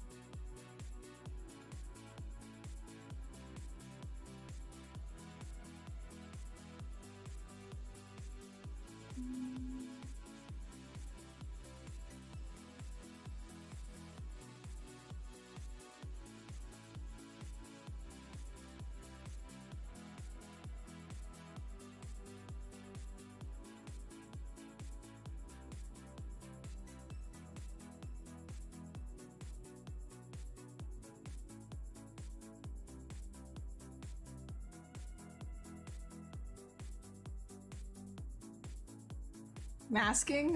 Hell yeah, dude. Masking is the best. I will die on the hill that if you really needed, you could technically do your whole sculpt with a move brush of some kind and masking.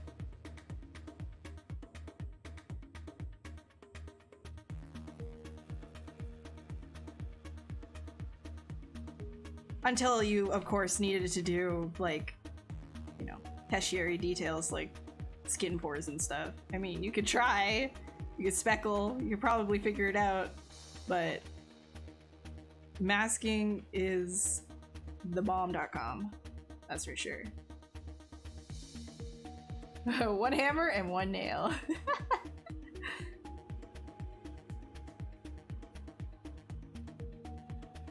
That topology is clean. Yeah, the so if you're using Z-spheres, it is clean topology until I get at it, right? And then I do what I do best, whatever this is. So it is clean, and if you do what I do, then it's not. But straight from Z-spheres is clean, and it's polygrouped as well for your convenience.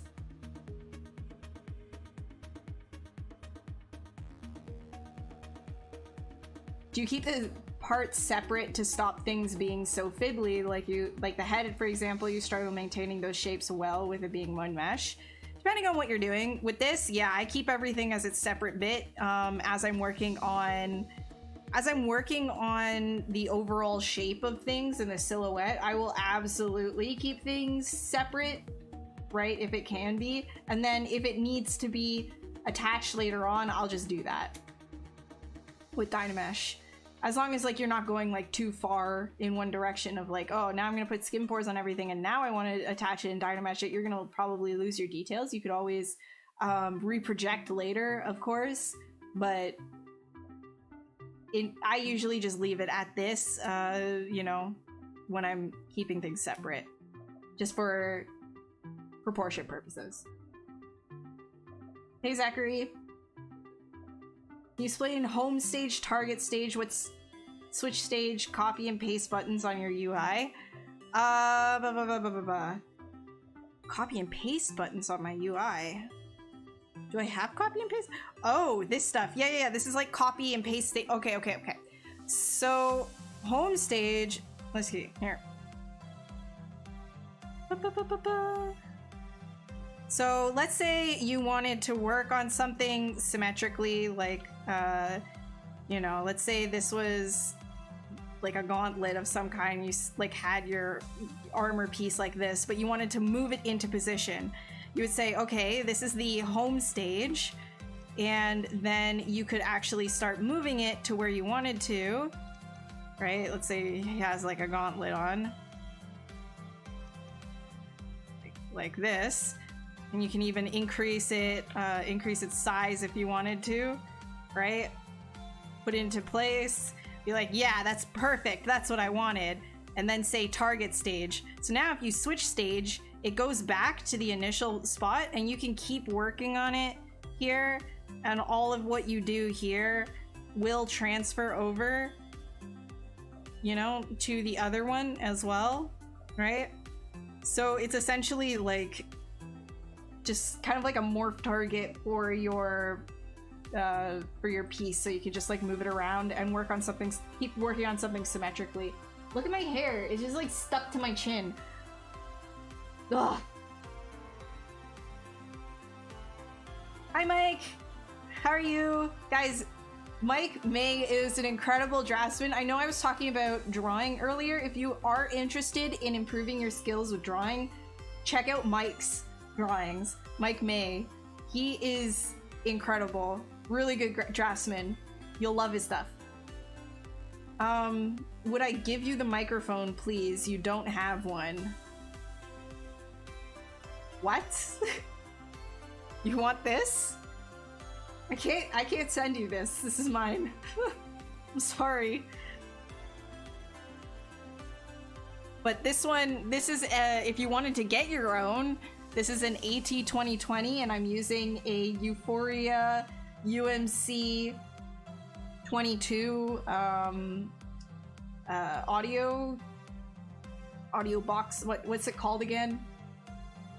A Behringer box. Craig, I can't remember what the word is for it, but essentially you need it if you're gonna shove your AT 2020 into your computer. You need a sound converter. What's it called? Guys, help me out here. Not mixer.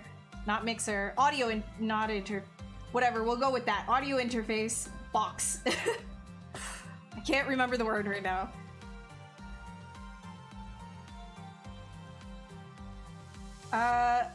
It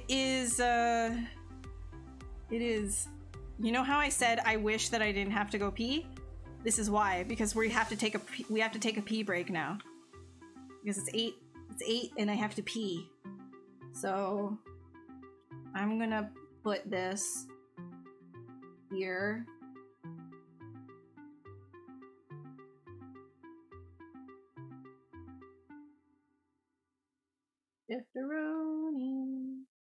Macaroni.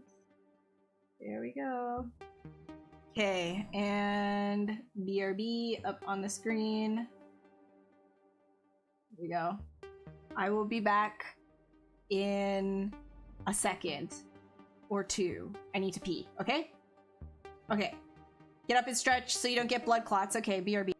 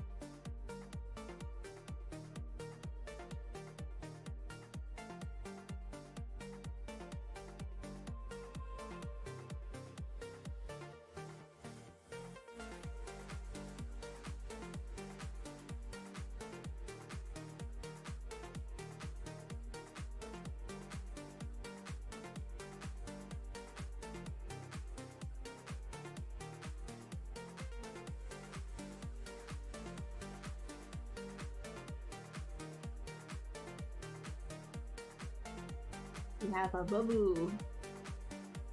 Hey, okay. Hey, Sean. How's it going? Yes, it's doggo time. Yeah, guys, if you don't know Mike May's drawings, he's definitely one to check out for sure. Okay, Bobble says you were a good boy, Monty. That was the reaction. Very good.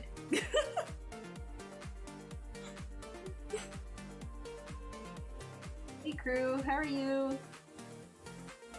The dog's just being chill. He's just here. We always do this every single stream. Comes to say hi. It's his like routine. We've been doing this for years. He just goes into baby mode. He's baby.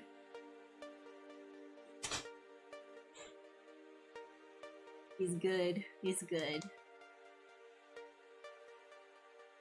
I know. Okay, come on, potato. Look, here, before I get him off. Whoa. Look at this.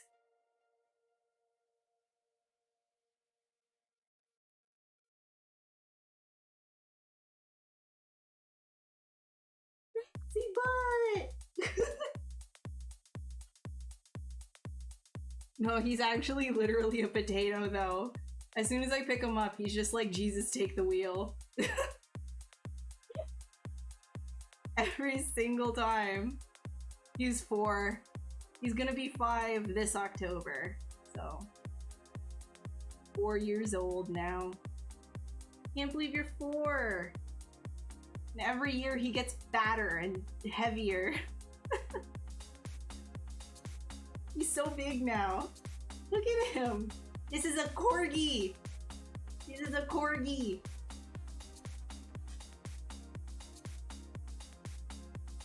You have not a bone in your damn body. Not a single bone. Oh, there he is. There he is. Now he's sitting up. Alright. Here you go.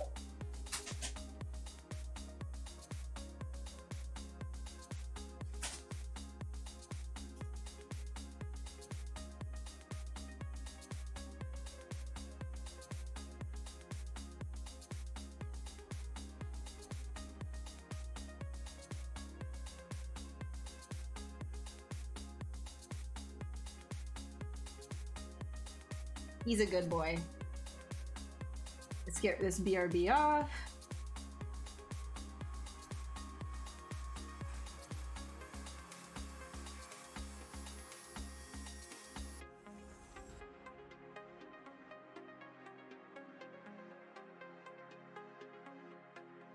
He is a very good boy.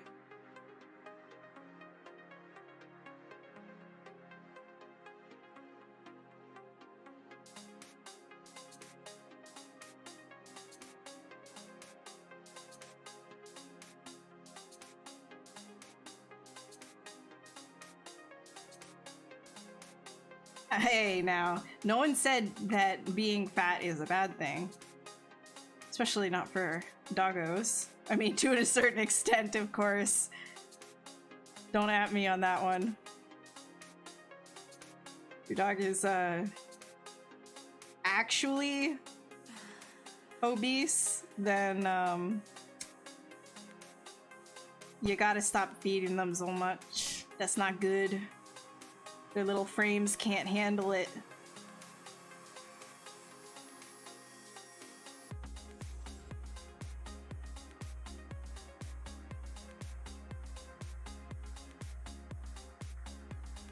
But he is chunky. He's a healthy chunky, though. What's up, Juan? How's it going?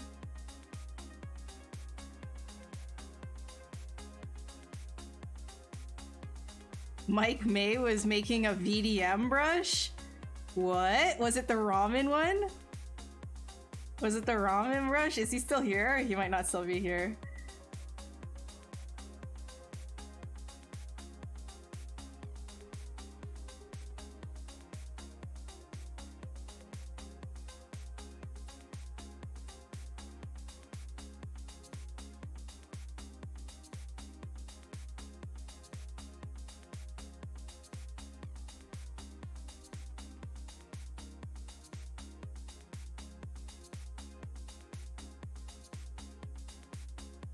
How much anatomy of animals differ than humans? Depends on what animal we're talking about. Oh my god, I'm gonna sneeze. I had to deal with a little nosebleed. This weather is killing me. Depends on what animal you're talking about. Overall, a lot of what humans have are found, like it's found in animals as well, just in different positions, right? Like, if we were to take this dog, it has pectorals the same way that a human has pectorals, except they would be a lot smaller, and the way that they attach, it's a little bit different. So all of these muscles, like the deltoid is there as well, right? The bicep, the triceps are there, you know, like the way that like the paw is also a hand with a forearm, the way that a human is. It's just placed differently. So to say that like it is human anatomy would be incorrect, because yes, I mean, like all of what you can find in a human is essentially still here, most of it anyways, but it's positioned so differently that you have to think of it in a different way as well. If it does help you to think about it in different, like, okay, well, here's the wrist, and then the fingers go down like this, and then end earlier, like for the paw, like, you know, like if, you know, wrist, elbow, if, you know, if that helps you, then that's great. But it's also like when you're dealing with like the chest piece and everything, the way that their ribs are for quadrupeds, it's different. You know, the shoulder, the scapula comes up behind their neck on an angle right here, which is a lot different from people when they're like standing straight up and it goes straight down, right? So it's similar in the sense that you can find everything, but the positioning is definitely very different.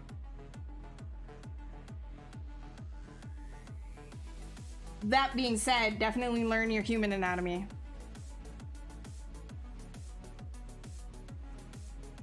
Look at his art station, you'll see. Wait, let's see. What are we talking about?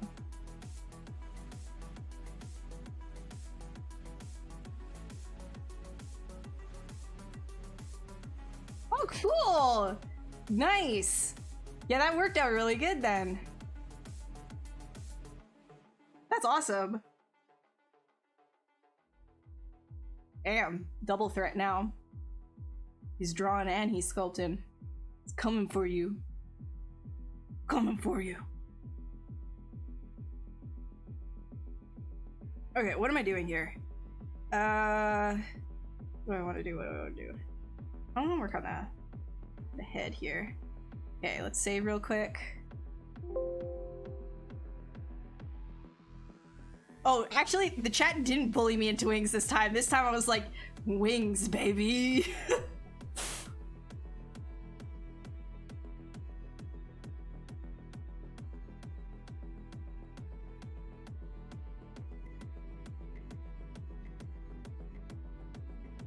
Okay. I'm gonna try at a lower resolution first. No, too low. We'll do that. Too low, too low. Okay, nice. So now we've got this. This is literally what I sculpted in low res, but now it is high res. Ooh.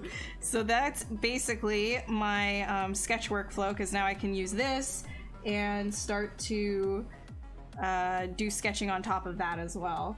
So a lot of things that I go between is /2 is great for sketch lines as well at this stage. I like to use /2 to kind of like create different lines on top of all of this, use it as like a base for sketching. H polish for areas that I might, you know, want to keep sharp, that has geometry information from low res still visible. And then Damien Standard for the bigger overall, like, chunk outs like this. Play build up sometimes, like if it's more of like a specific thing that I'm doing, like detail wise, like if I wanted to create like a hole or something like that, then I'll do that.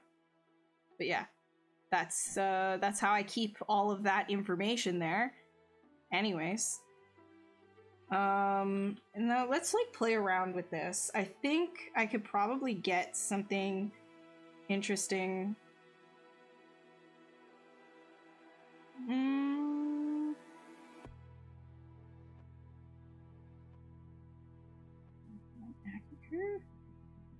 No, that's just gonna go to a point with that one. Sometimes I play around with like just like the base alphas to get like different like effects. Yeah.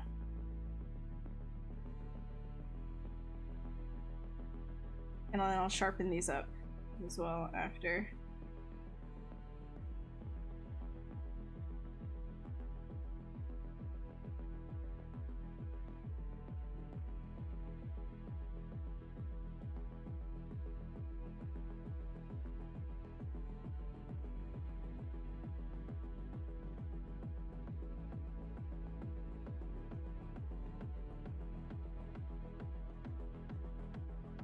Some of these will be a lot sharper.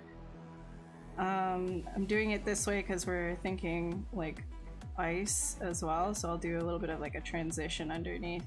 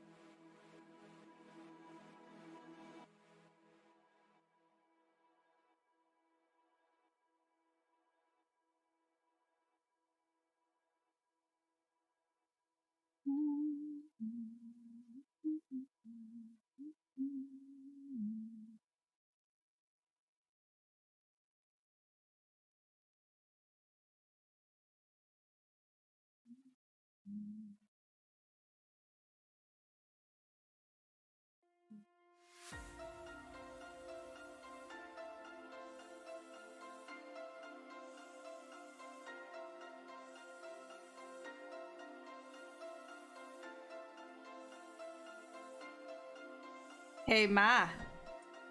Good thing we're not retopping this, huh?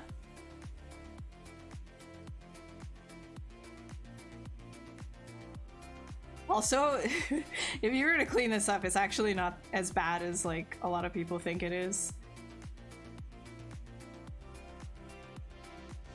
If this had to be a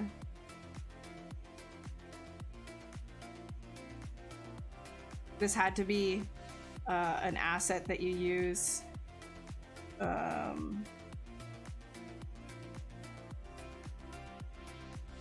for film or whatever, it actually wouldn't be as bad once you clean it up. This is just like the sketch phase. So unless like you're incredibly clean when you're sketching things for whatever reason, you know, like if you're a concept artist and you're doing stuff like really, really clean, then that's like a different story. But most of the time, you know, if you're just like sketching out of thin air, you're not gonna have like a super clean mesh, and that's okay. Just to get overall ideas, especially if you're using it like a the way that I do, which is for rendering and then painting over afterwards.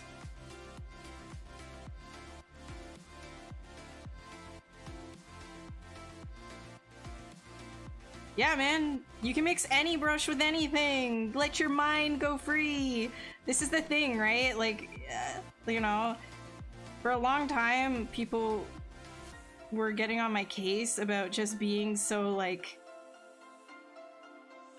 they were just, like, getting on my case about being so, like, doing things wrong, right? Like, you gotta be cleaner with the stuff that you do, and, like, you know, for production, absolutely agree, but for sketching? Dude, be free, be a crazy person. Try stuff, break the program, man. You're not trying to break the program while you're sketching? What are you doing?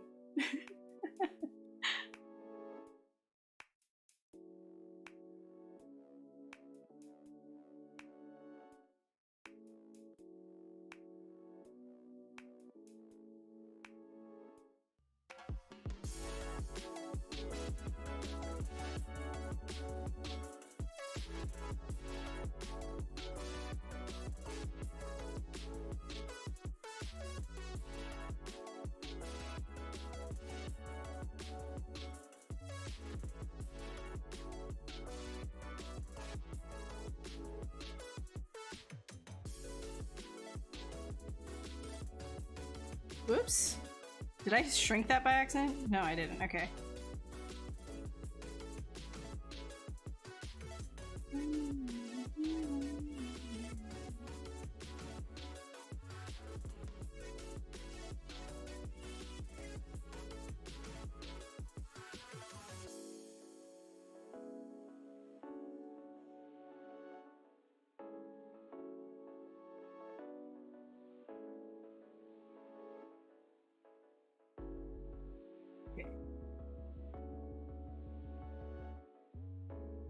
Let's do more like ice crystal type things here.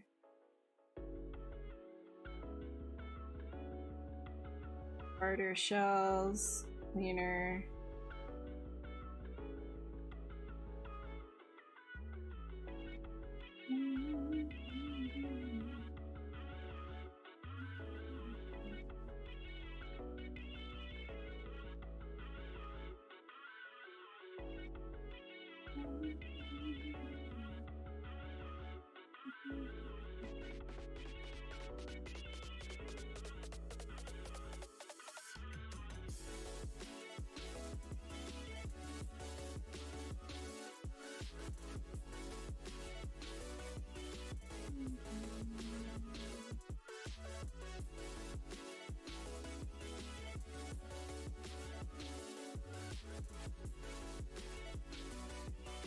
Wrong way.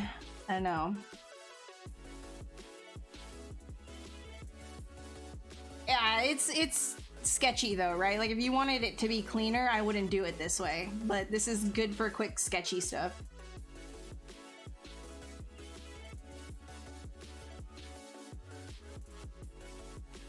You'd be hyped for it, Shader? Oh my god. I mean, I'm never hyped for retop and unwrapping, no matter what the character is. I'm just never hyped for that. Hey Cospra. Hey Bobby, what's good, dude? Another amazing draftsman. Guys, Bobby Revolts is an incredible concept artist as well. Should go and check out his stuff too. That's great. What's this used for? Just sketching, just having fun. That's all it is. It's just kind of like maybe I should rename these sessions on the Pixelogic channel to Digital Sketchbook. Maybe that would be better for people. Just Digital Sketchbook. I don't know. We'll see.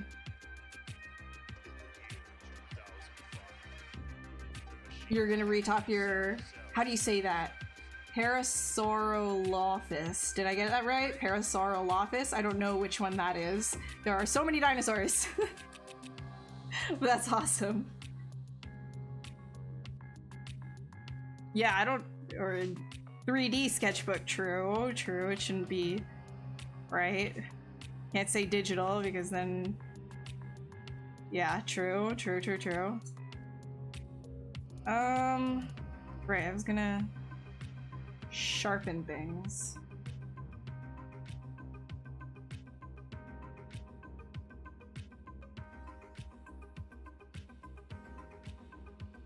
Here, I'm gonna grab the intensity up real high. There we go.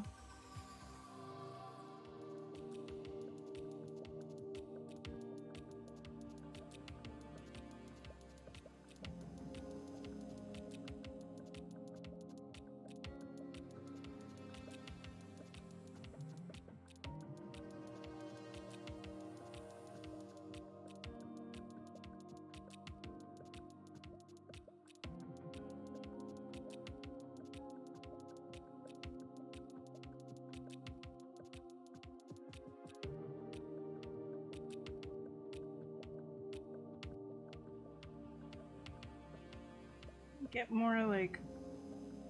Okay, let me try something else instead.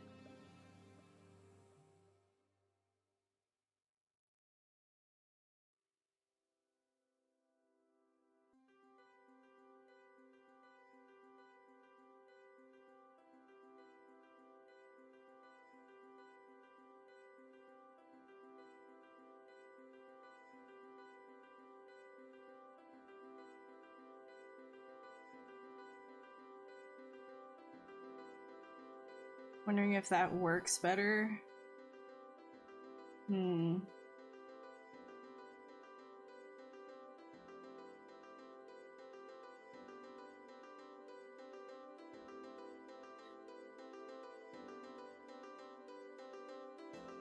I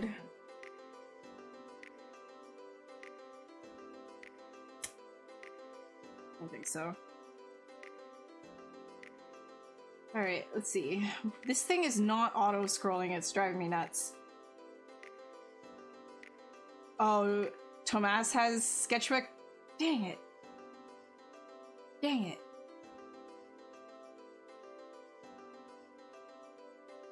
Dang you, Tomas. Hadrosaur equals duck-billed dinosaur. Close enough.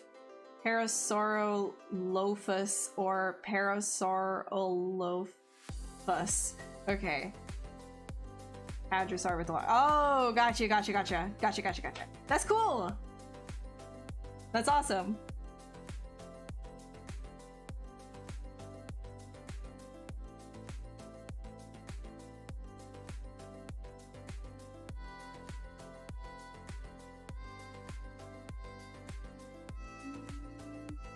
Okay, I'm gonna do the same thing here.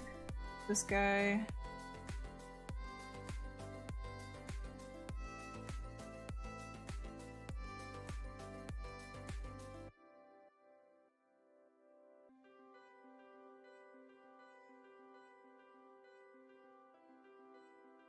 Actually,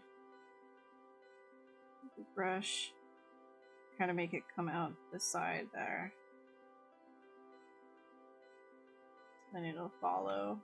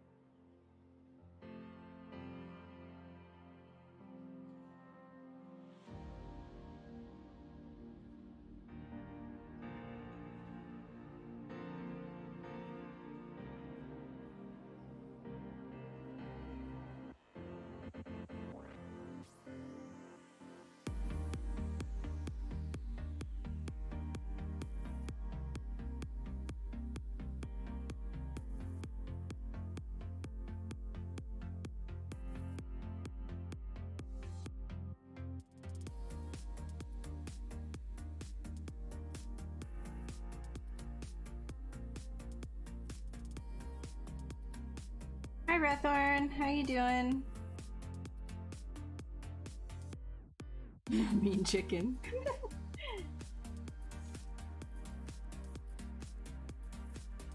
Draw nude style? What? You want to see a naked dragon? It's already naked. This is nude.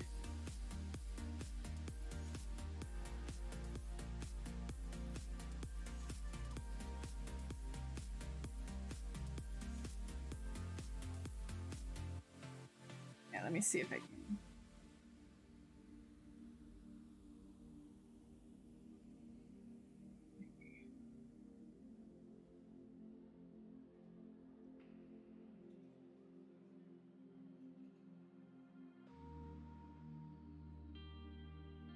Mm-mm.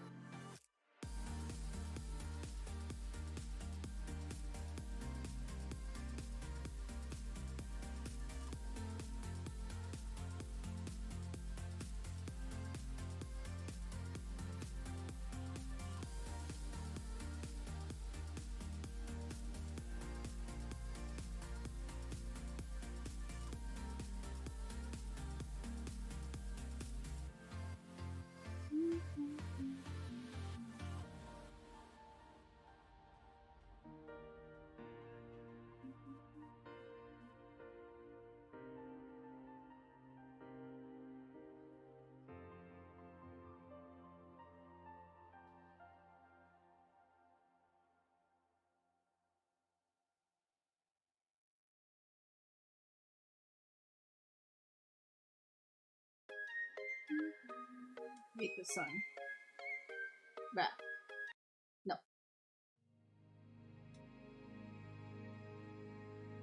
Hey, cat. You make the brush not follow the geometry, but align to the viewport. Not follow the geometry and align to the viewport. I think there's a specific move brush that can do that, but that isn't, I don't know, that's not really like the way that I work, I don't think. Maybe I'm wrong. I'm not 100% sure what you're asking with that.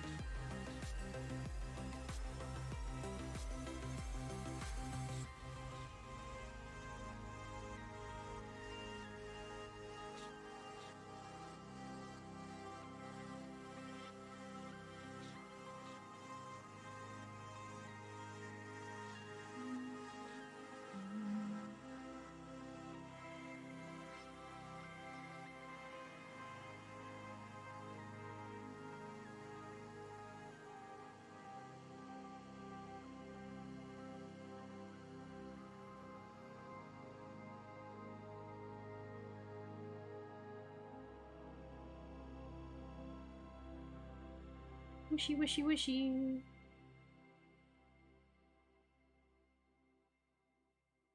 I'll do a little bit of basics.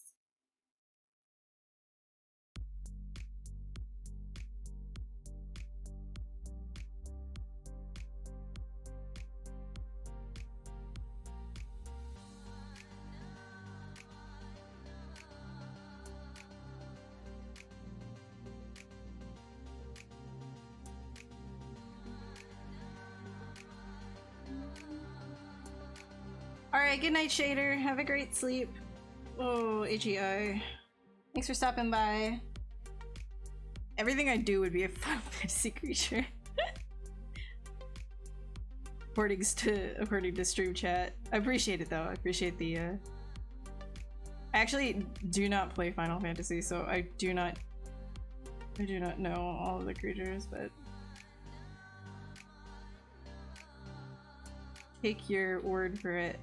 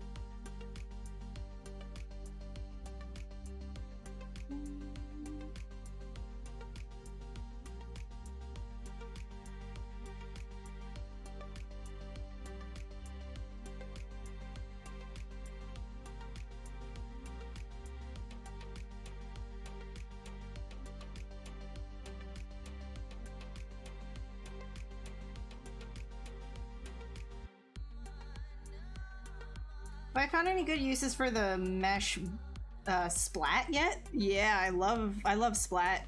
I use it as like a base for like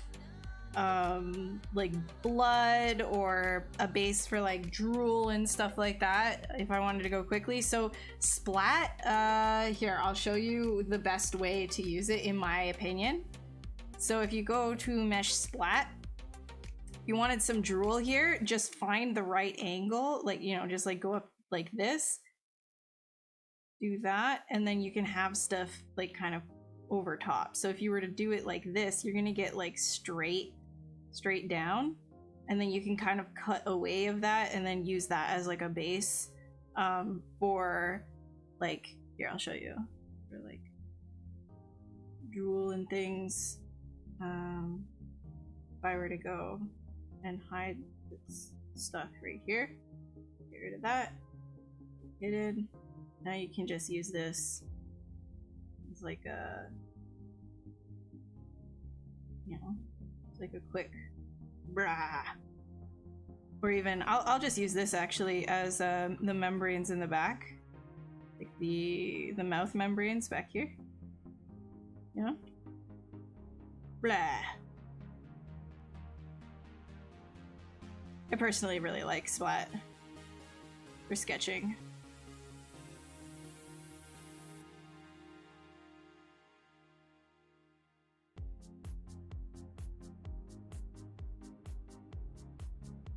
Yo, it's business time.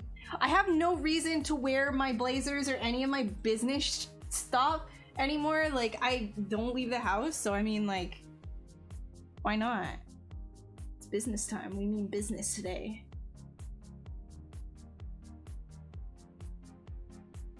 Some dragons just want to watch the world burn. It's true.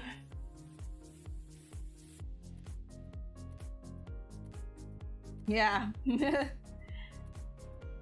Splat is really useful.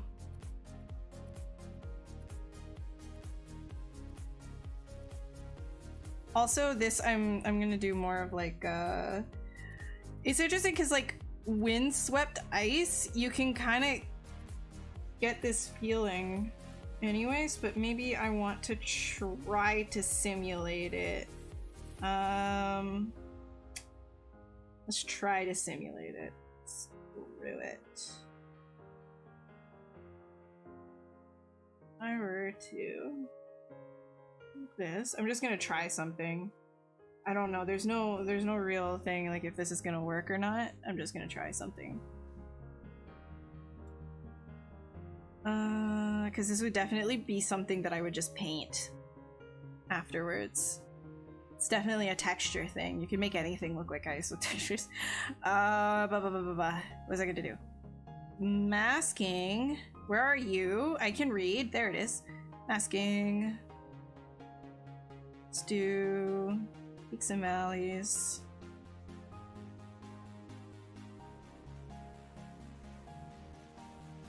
So, alright, almost.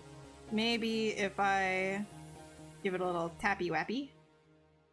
Or, let's do, where's peaks and valleys? Let's do, the range can be lower. Maybe higher?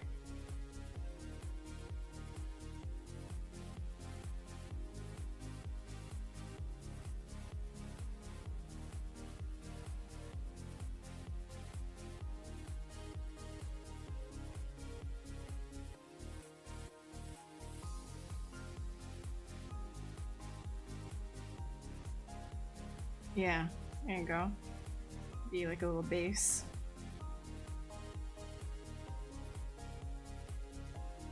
What radio is playing in the background? I'm just playing here. This is the thing right here.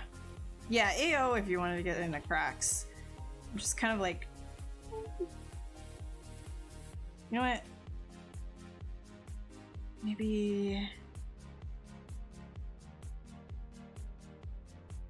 cavity would probably be our best bet. Okay.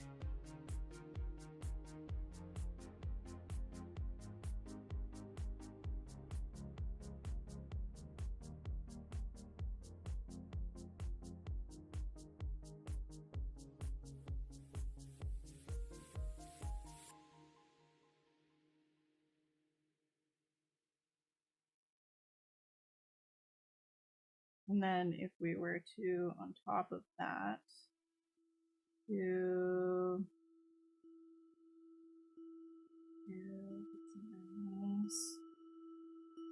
Here. And then go in with the paintbrush.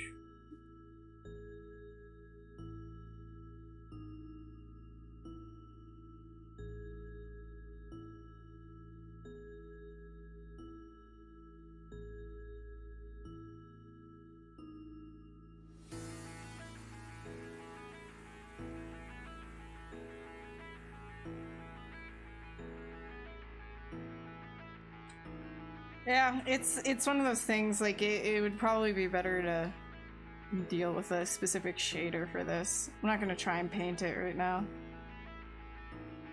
But that's a good way to get, like, really quick,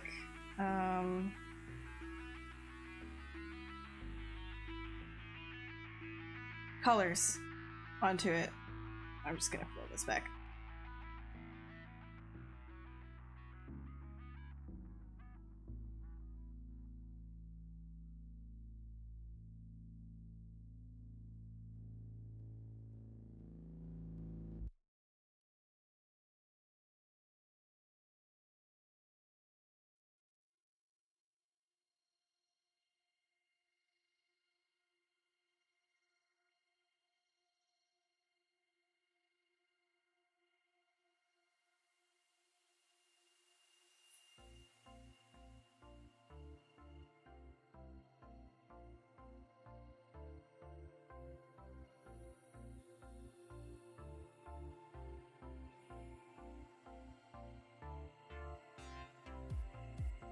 Early toes.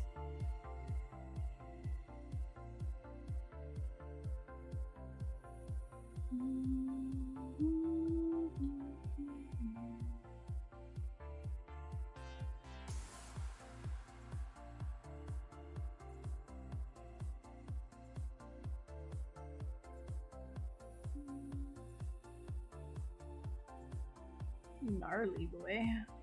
Fix this up.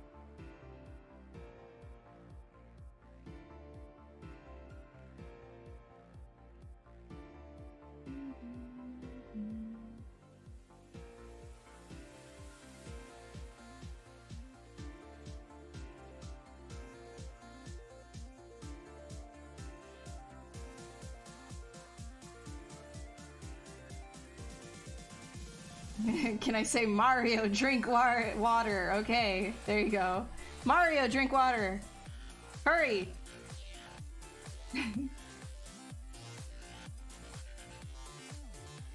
Business? What? That's super random. Infected mushroom. Yeah, it's not that, for sure. Taking these sketches to render, would you end up doing retop on the snake hook bits, or would you just go for planar projection? Dude, when I take it to render, I just throw it into Keyshot. I don't even care about anything to do with retop whatsoever. If there's any kind of poly paint that I do on it, I will, I'll just send it over. I mean, Keyshot handles it via baking it into the material, and the material is in some kind of like, I think it's like TIFF files, I'm not sure. It's mean? Well, I'm not gonna say that then. Why would I say that? Why did I say something mean? But if it has to go to another program, then I'll do a projection.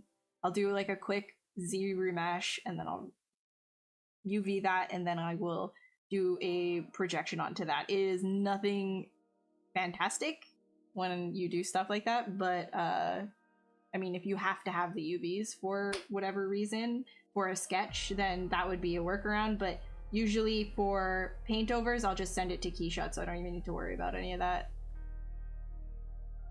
Hello from Canada. I'm good, Sergio. How are you? The color mixing. Oh, dude, yeah, that was nuts, wasn't it? That's nutty.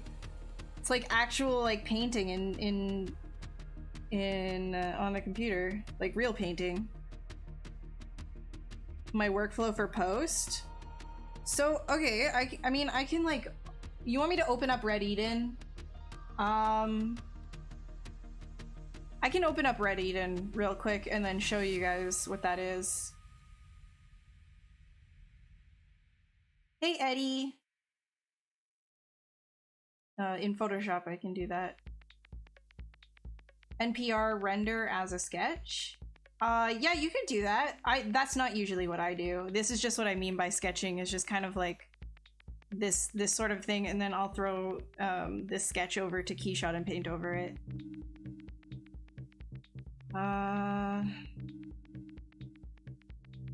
You know what? Because it's like asked so much, I'll show you guys what I do for post.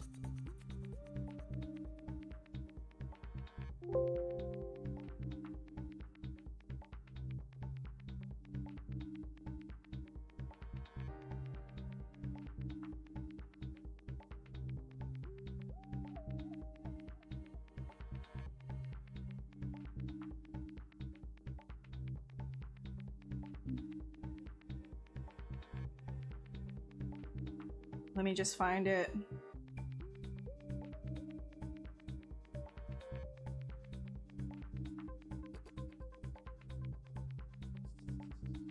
One second.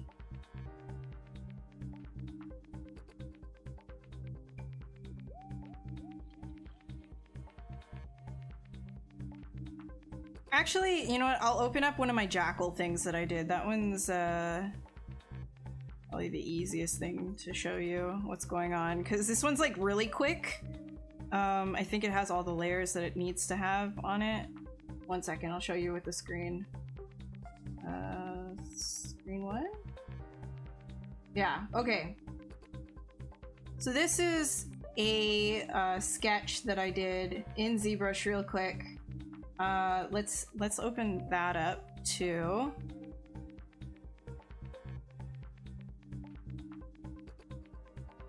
Where are you at? Okay. So this is like the quick sketch that I did one night, right here. Right? So it's like, it's pretty rough. Like, it's just the same idea, right? Like, you can see all of like the stretching and stuff that I do. You know, and just like quickly getting something out just to get an idea out. That's really the whole purpose here. It's like, I had just finished with Halo and I was just like, oh my god, I really want to do more. I want to do some Halo stuff, and I was just like, well, what if I redo like a Jackal? So that's the idea. I just wanted to do a quick bust of that. So I send this to Keyshot, which gives me, I only rendered out a few things. I'm using this one as an example because it's just like the easiest thing to kind of show. So right here you can see I did different metal passes. I didn't use all of these. I just kind of like threw a bunch of I threw a bunch of like materials together just to kind of get an idea of what it was that I wanted to like layer on top of each thing. So once I had all of those, then come over here, right? And this is what I mean by there's like a lot of painting that I do. So all of this here, let's just get rid of all of this stuff. I'll go layer by layer because this is just like the super easy things to, compared to like the other illustrations that I do. This one has like very few things that I've done. So I'll start obviously with the raw render that I throw from Keyshot. So this is from Keyshot specifically. I'll do whatever kind of like adjustments that I want, like layer adjustments. And then, you know, you'll start throwing different things on top and painting them in with masks, depending on like where you want different materials, right? Different like highlight areas, more gold. I guess I want more gold. Want to do a little bit more glowy, more like pumpity pump, a little bit of like texture. So here you can kind of see. So I did a projection in Keyshot for a hexagon pattern. And then you can just like paint that out with, what's it called? Paint it out with a mask. You can see all my masks here. And then again, you know, doing more masking with different materials, masking again. But a lot of this is painted, right? So when I'm saying like it's a painted mask, is because I'm actually treating it like it's a paint layer rather than just like strictly like lasso and mask, right? Like I'm painting it and blending it in certain areas. And then I'll start working on the feathers, right? So I'll start to actually paint in on top of the feathers here. I'll show you again, right? Go up close to it. You can start to see painting, or to adjust the different, like I put like you can see multiply feather overlay. So I wanted it to be more red. I wanted it to pop, right? And then I wanted it to pop more on the ends, like more of like a back glow thing, because if you look at hair when there's a light behind it, it has like this glow. You can see the light coming through. So that's what I wanted to do here. Give it a little bit more glowy in these areas, make it pop. Give damage. So I wanted to paint in some damage on top of all of the stuff that I was doing, just some light damage. And then you multiply on top of that just to really throw things back, because I guess I wanted that in the background. I wanted to paint on top of this more, some color in that area. You can see like the stuff pop there. Throw some SSS in, and then throw an overall color balance on top. Bloom it up, bloom it some more. And then putting in some FX, so some glowy like chippy bits coming off of it.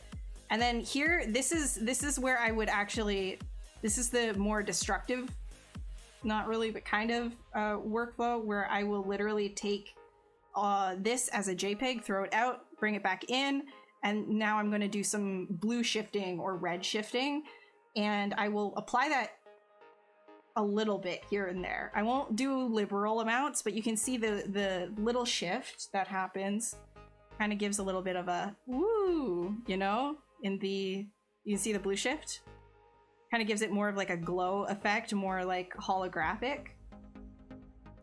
And then a little bit of like a red shift, I guess that's what's going on here to help that out. Just like, you don't want to just do a blue and red shift together though, because then you end up with that like 3D glasses effect, rather than something that's a little bit more appealing where you can control how much of it there is. A curve just to brighten it up, because I'm like, damn bro, this stuff being dark as hell. And throw in some vibrance in certain areas. You can barely see it, but it's just so that the overall yellows are not overpowering where I wanted you to look. And then a photo filter to grab the blues back, some noise, and a logo. And that is the most simplistic, barely touched with painting version that I can show you for that sort of a thing. So this I didn't do too much painting on compared to a lot of my other illustrations that I do very heavy-handed with painting, especially if the model is more rough. Like if it's a very like very, very simple base, then there will be more painting. Whereas if there is more information, there's less painting. So it depends on which program, like what do I want to do? Like how anxious am I feeling? Do I want to get into Photoshop as fast as possible? Or do I want to spend time like actually fleshing things out in ZBrush, right? So yeah, and it's, again, like I said, this is not, to say that it's comp is weird, because if you were to tell somebody who is actually doing compositing, it's not exactly the same, because there is a lot of painting involved. Whereas, and not to say that when you're doing compositing, you're not doing mask painting and stuff like that, but there was, like I showed you, layers where I'm actually painting on it. So I don't call it just compositing. I just say it's a paint over, because a lot of it is. That's the whole reason why I say that. Just to be a little bit more true to what it is, and so it doesn't confuse people too much. But I usually am just going for that final image anyways. That's really what it is. So, you know, this didn't take too long. And I was able to get out a bunch of different, let me get real quick.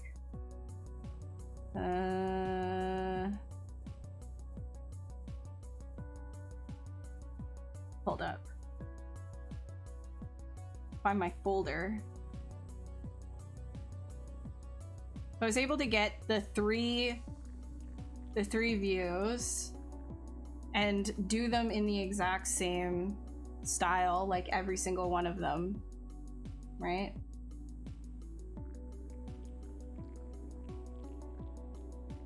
See? So this is a lot of what I do for work, right? Like if something is needed to be more like fleshed out, this is the workflow. I just do it really quick like that, and it's like, if you really, this is something that's done to sell an idea to clients, right? Like this isn't something that would be an initial pitch usually. That's a lot more rough. But something like this to sell the idea to a client that maybe is like very hesitant on something, you could do something like this just to like really like glitz it up and glam it up, you know, and then they're like, ooh, sparkles, I like it, you know? So that's that. But something like Red Eden was a lot more, like it's a personal thing, so it's a lot more like freeform and experimenty. I'll show you what I mean by that. Where are you at? Where are you at? Where are you at? Where are you at? I'll find it. One sec. Not that. That. Which one is it? Oh, I saved it as creature annuary, didn't I? Creature, there it is.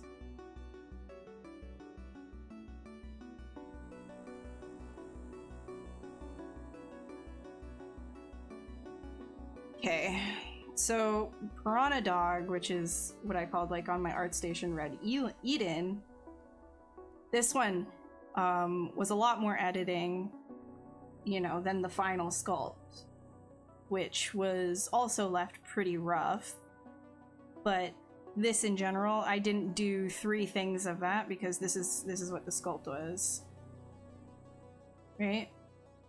That's what it was. And then doing a lot of like painting on top, especially to add like a lot of the little dewy bits and things, getting in more hair, giving it an actual environment, whatever. So this one, you can see the layers. I was working very like one on top of the other, like one on top. I wasn't even like naming things. I was just kind of like going all over the place. So it really just like, for my own stuff, usually looks a lot like this, where I just like shove things on top. Just all of these that you see, these are like actual, just like I'll just start painting on it.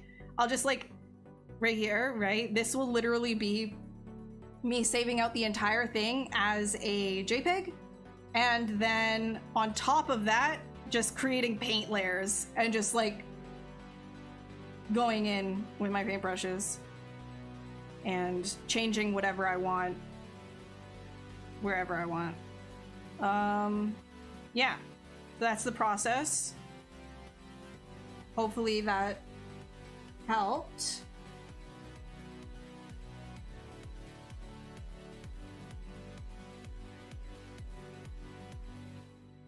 Hi, Talden. How are you doing?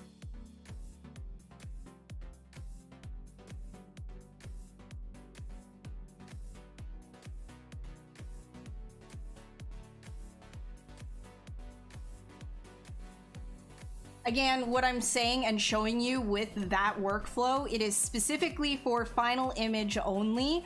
If you are looking to get a character art job showing off your modeling skills, do not do what I showed you. What I showed you is a concept art and illustration workflow only. It is not for your final model. If you're doing paint overs of your final model, that's disingenuous for your portfolio. If you're looking to be a character artist, like a character modeler, an environment modeler, anything like that, it is disingenuous. So you should not have paint overs like that in your portfolio specifically, okay? That's only for concept and illustration. I know, I'm sorry it's like annoying that I have to stress that so many times. I just want to make sure that it's clear that that is not something you should be putting in your portfolio if you want a modeling job, okay? Yes. My job title has been very gray area as a freelance artist. But recently I have fallen into the role of concept, design, and illustration, but I do it with a 3D base.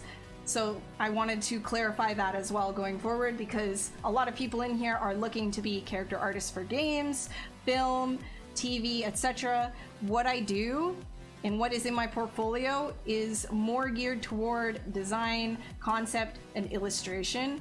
It doesn't mean that I don't also model, you know, for production, but it is, my portfolio is definitely more geared towards 2D side of things, regardless of having everything as a 3D base. Does that make sense?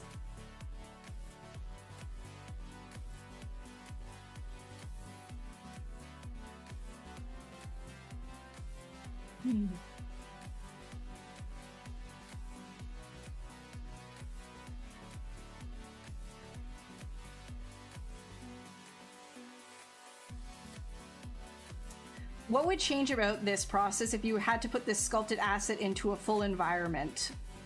It would really be the same thing.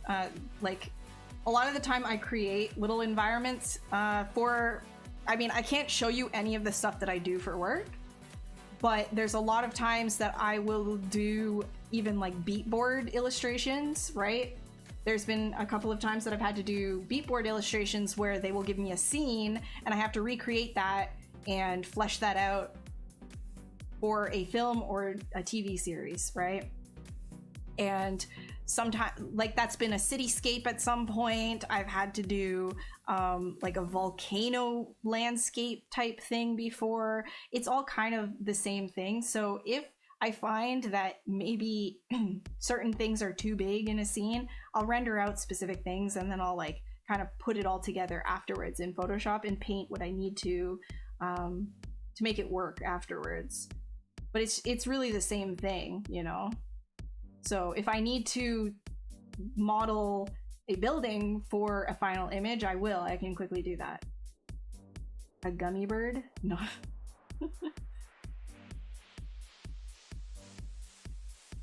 A job locally that pays more than what you got after 15 years of being a generalist? Yeah, I feel that.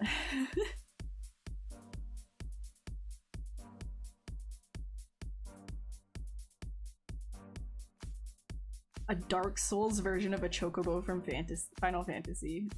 Yeah, it says everything I do is chocobo. Everything is Final Fantasy. What time is it? 9? Okay. You want to be a environment artist. What should you put in your portfolio? Only environment, scene, or other things? you want to be an environment artist, so this is not my expertise, but I would have to say, I'm not an environment artist first and foremost, but I would say with an environment art portfolio, you're going to want individual assets that can make up a environment. Like rocks are a good place to start, right? You know, everybody needs to know how to do a good rock. You know, final model of said rock with your textures showing, you know, how did you bake that, your high poly, your low poly of the rock.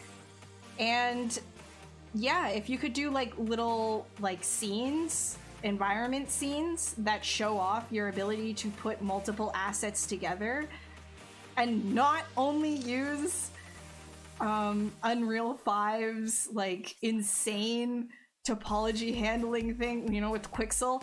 Don't just put UE5 stuff in your portfolio only, like the Quixel Megascan stuff. Don't do that. Like, you're gonna want to show that you can do things from the ground up, right?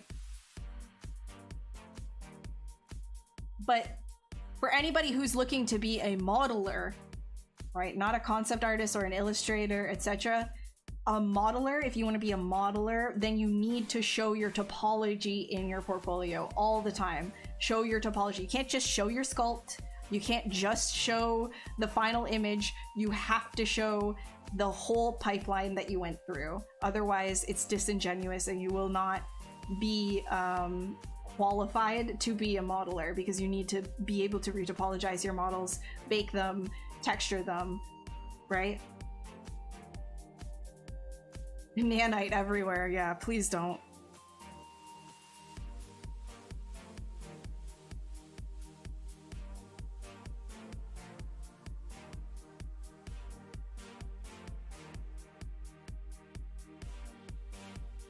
Oh.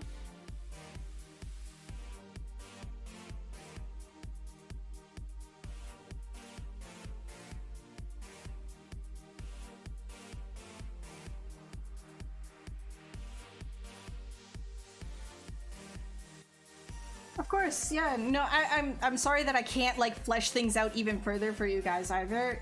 A lot of my career is just flying by the seat of my pants too, so I'm gonna try and give you the best advice that I can, but it's great to go and ask other people too. So there's lots of other streamers on this channel. You can compare and contrast what I say with them and get the best answer for you and moving forward, right? Because all the artists on this channel, they all are in industries relating to 3D. Everybody has different disciplines, and how they got there is completely different. Everybody's gotten there completely differently. So for me, I just kind of like go and things kind of work. And I guess that's sort of why I've gotten more into like this final image sort of like pipeline. But you know, a lot of other people did it a very specific way, and you know, some people had to be a lot more focused in specific directions for different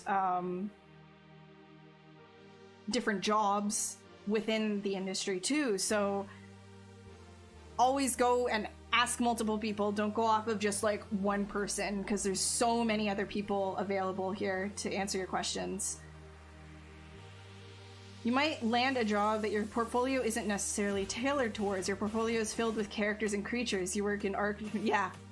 Blitzkrieg, see, that's a very interesting thing. And I hesitate telling people this because I know a lot of people here are, they're trying to break in for the first time. And so the default advice that you give to people when they're trying to break in for the first time is make sure that you want to be a modeler, you have very specific models in your portfolio. It's a little bit different for me. You see, you know, I also had a different experience than that. So intuitively, I want to say something completely different because my experience was different. You look at my portfolio and it's just like creatures and stuff like that, right?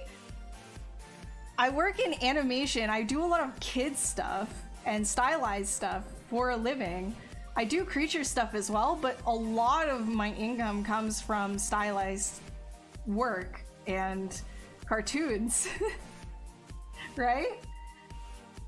So it's interesting. And I also do a lot of like, well, maybe not as much recently, but for a while it's been a lot of like character art, like full character art, right?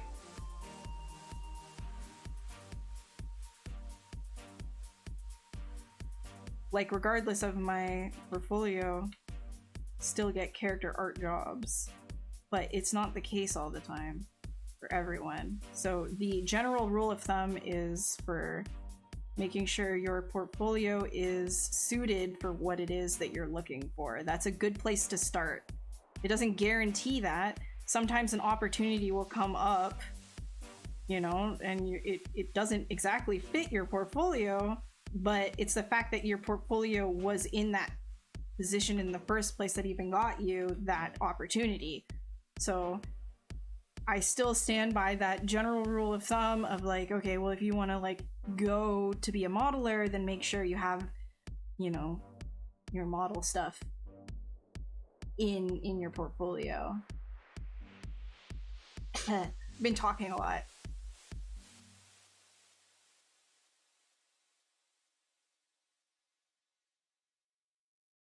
Have I done any likeness portraits? Nothing like super serious. I did a like yeah, nothing like super serious. Let's see what I got here. I mean, does Sir Monty the Good Boy count? I did Jonas from Dark. This one was really quick though, like a really quick sketch.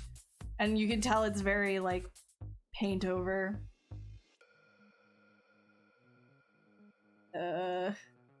Yeah, in terms of like likeness stuff, I'm not like super huge on that. If I have to, it'll be for work though.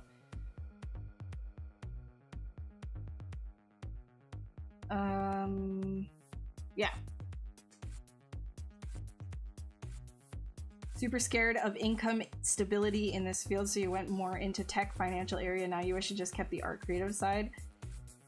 So there's like this weirdness, right? And I have to be careful about talking about this, so I apologize in advance if this like, if anybody feels like this is an attack on like their dreams or anything. I don't mean to come off of that as that at all. But when you make art a job, you don't always, like, let's say, you know, getting into the industry was your end goal. Like, you're like, oh my god, I just need to work on a game, I have to. It doesn't necessarily mean that it will be creatively fulfilling for you. And I know that that sounds weird, but it happens all the time. You turn art into a career, and slowly it chips away at your creativity, just in terms of like your drive to do things outside of the box, or after work, you know, feeling like you want to create something for yourself because you're putting all of that energy in at work anyways. So it doesn't always happen, of course. Some people are just completely driven by their project that they're on, but there's a lot of projects as well that you might find yourself on in this industry, and it's not all like rose-colored glasses, right?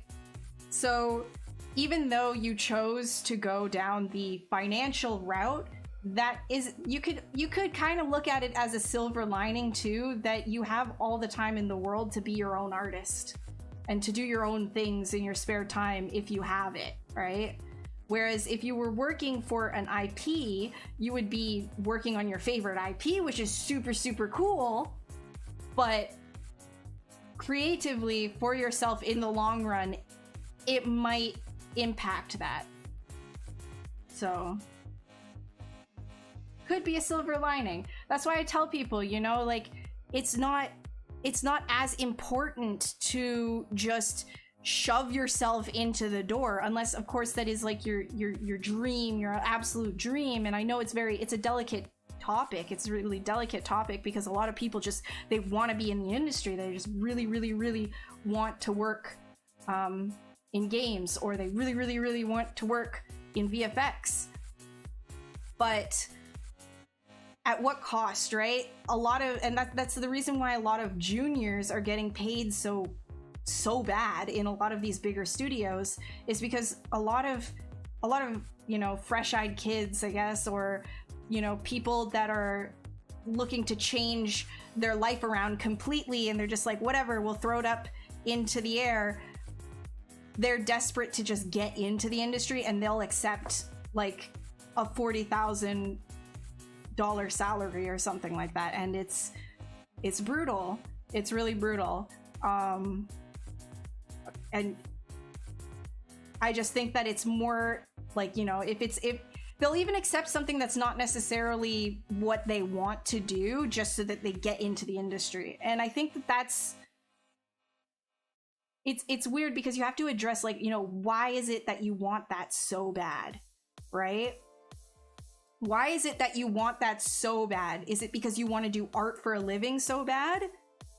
Because if you take it that route, in my opinion, this is my opinion, again, I want to be delicate about this. In my opinion, that's the wrong way to go, to brute force it that way.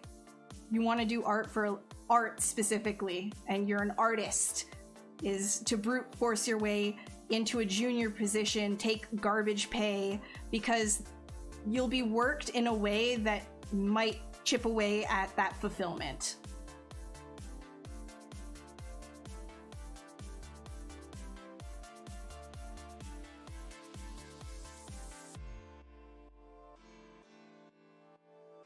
Okay.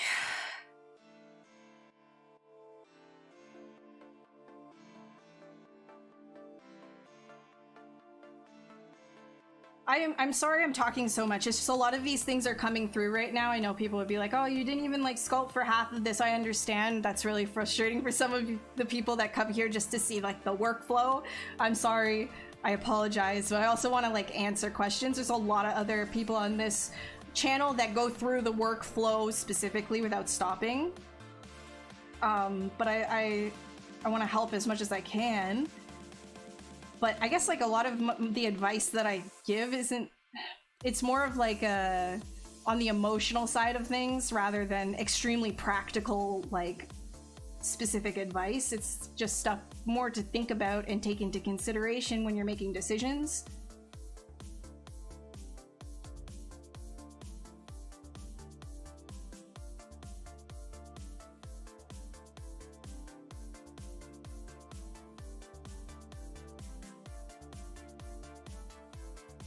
Thanks, Thick. That means a lot. Thanks, Extra Thick. That means a lot to me. Me trying to take your username seriously.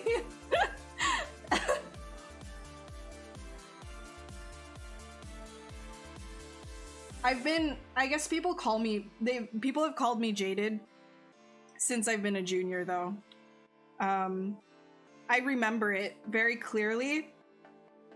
You know, the first project that I ever worked on was Barbie. It was the first project I ever worked on. I did character modeling for Barbie, and I remember clearly that I was kind of like bummed the first week that I was on it. I was like, oh, it's just Barbie, whatever, but I'm in the industry, so it's cool. And then I remember the exact day. I was walking home from work one day, and I was like, wait, hold on.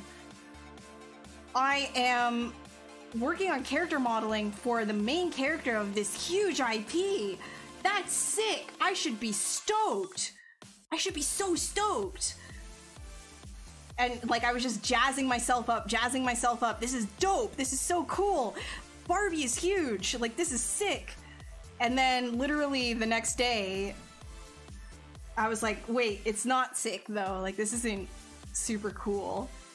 And I remember always just I can't wait to get home so I can just do art at home. But I was doing art every single day at work. And so it's just kind of like, I have this I had that very early on, very early on, but I wouldn't really call it jaded. I guess it's sort of like I recognize the importance of maintaining your creativity as an artist, and that drive can definitely get stifled when you're working on something that isn't creatively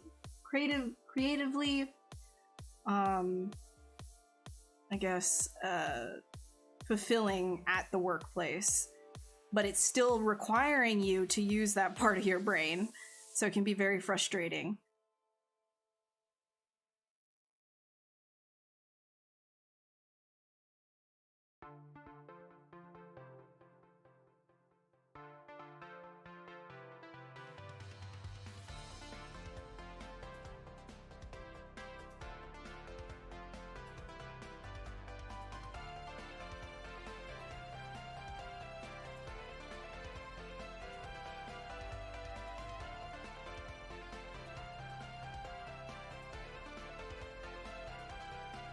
Trading the emotional landscape of commodifying what a lot of people consider their heart and soul is not talked about enough. Yeah, I talk about this all the time, and I've been laughed at a lot too, and I think a lot of people don't, you know, there's also some people too, you'll talk about it to them and they'll be like, yeah, that makes sense, you know, like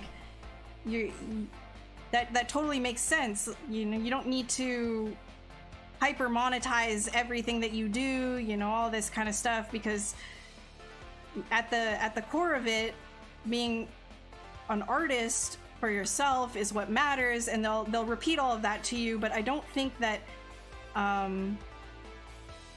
many really internalize it if they're not artists themselves. It's hard to explain to somebody if they don't create things themselves.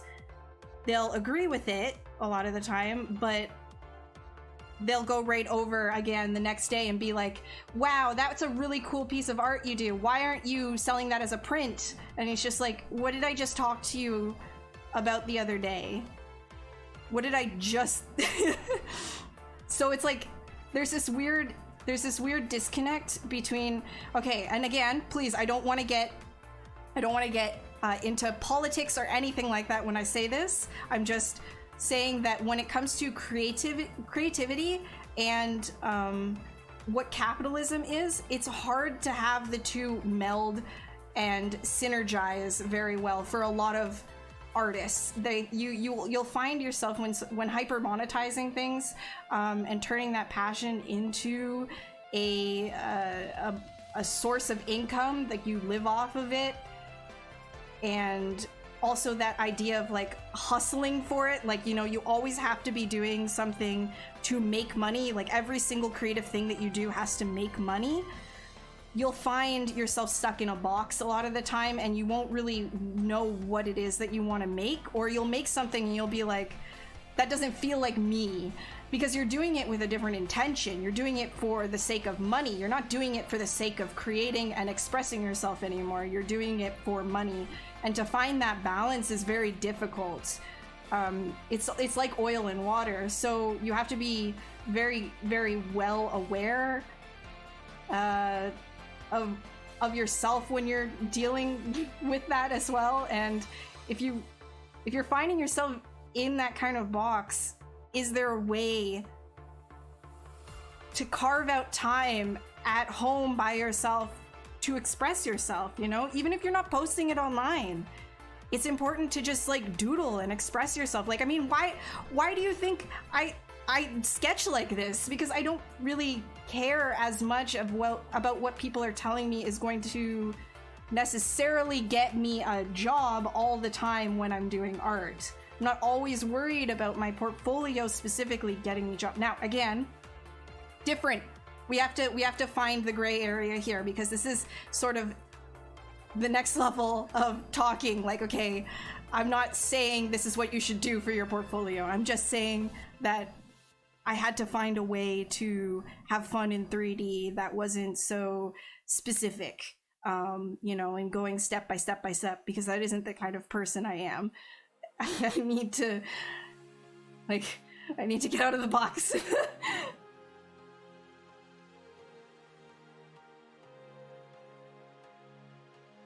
Why does it say ZBrush? Oh, because we didn't get the update for it, the updated thing. Sorry.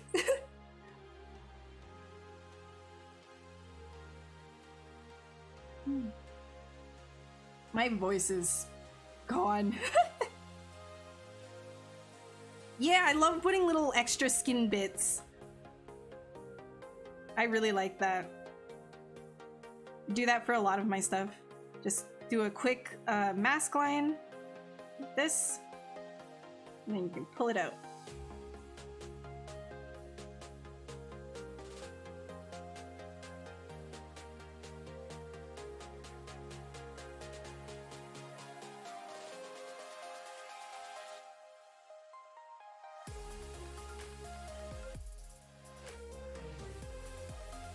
Hey Ash, what's up?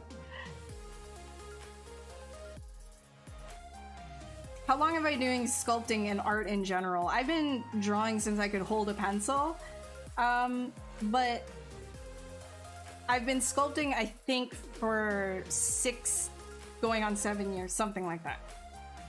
Not an exact time, I actually don't know. I think it's 6 to 7 years. How did I prepare your portfolio when you were a beginner job seeker? You're making my first portfolio to enter to a 3D animation company as a modeler. So you want to be a modeler, then don't do what I did. I just put a lot of sculpts into my portfolio. You want the full deal. You want to make sure that you're having, you know, your low poly visible with topology. You want to show your topology. You want to show your maps, like your texture maps. So once you UV it, unwrap it, and texture your model, you want to show that. Show those like texture sheets, right? You want to make sure that that is visible. Also your normal maps, if you baked down any detail from your high res to your low res, those are all the things that you want to show in your modeling portfolio. You do not want to just have your sculpts. That is a big no-no, because they'll be like, where's your topology? Especially for a junior position. How useful do you think VDM brushes are for sculpting? I think they're awesome. They're really great for getting details in real quick and clean.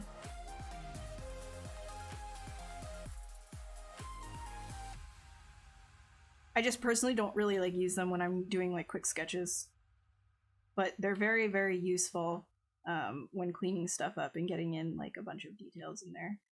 Very good. Very good.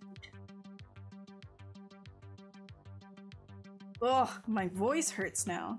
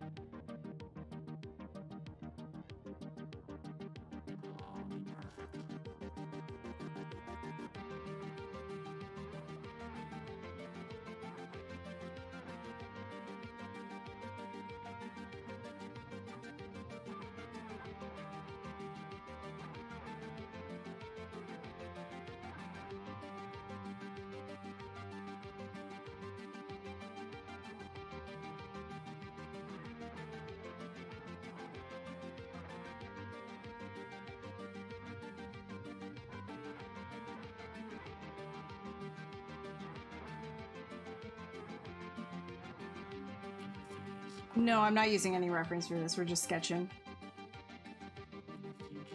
Do prospective employers take any sort of umbrage as a character artist if you have a range of different character styles from hand-painted to realistic? Umbrage.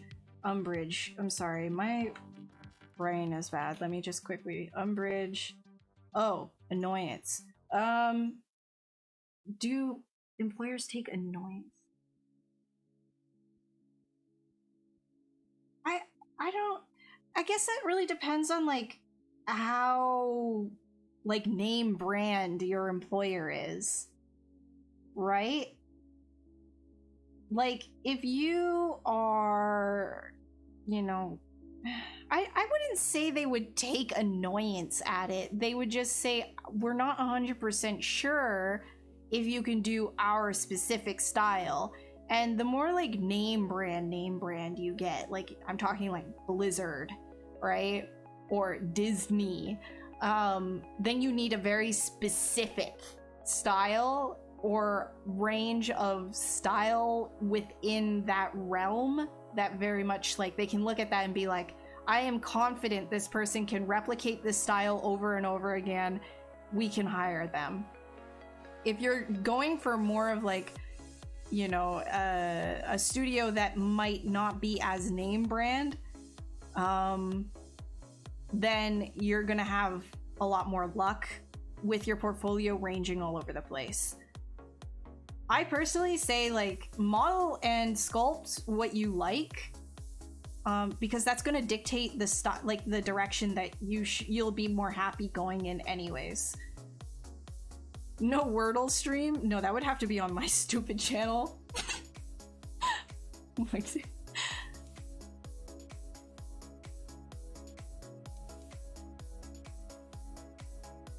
Oh, that's a print? You can get... Thanks, zombie. I appreciate that. I hope you like it. I hope it comes out good. Forgot I have some prints up there. What's your workflow for creating a creature in ZBrush from blocking to finish, like Primitives, Dynamesh, Sculptress Pro, ZRemesh project? For creating creatures in ZBrush from blocking to finish. So my workflow, if I'm creating like a final creature, like a final creature for like a pipeline in animation or something, then it will be, usually I'll do something in ZBrush, get it to a point that is more or less cleaned up. Like I won't send this for retopology, for example, but I might start getting more of, like, if everything was more along like this line of like sort of cleanliness, kind of like merge everything that needed to be together, send it over to Maya to do a base, bring it back, reproject, and start doing a lot more of my sculpting on top of that. That wouldn't necessarily be a silhouette change. It would just be more like secondary and tertiary details, right? So I would have like my form there, but all of the other sculpting stuff I would do after that. And then I'd already have that low res that if I needed to, I could throw it back to Maya, mess around with it a bit if I needed to clean it up even more, UV it, bring it back over here, reproject everything. Now it has UVs, bake it down, throw it to Substance, texture it, and then back in Maya for assembly if it needed to be in Maya. What's up, Bubba? Hey, Max. Gonna be a gift for a friend? That's awesome! Oh, I hope they like it. That's so great. That's so cool. Thank you so much. Yeah, I hope it turns out good.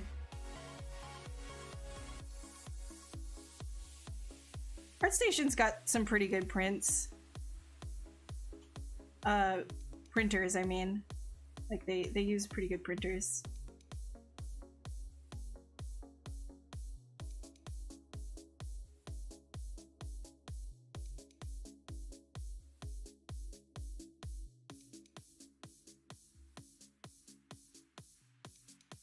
I guess before we go, we can do one of those like things with the wings, I'll show you guys another trick, which a lot of you guys will probably already know from previous streams where I did wings, but you know, I'll do another one, which is curve quad fill. You click on that, and wherever you draw out, you can draw the shape that you want to be a geometry.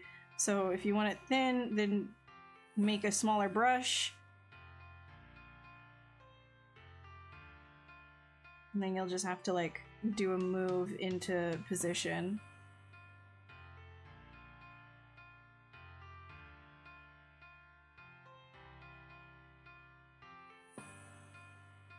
Will I continue this one on my Twitch? Probably not.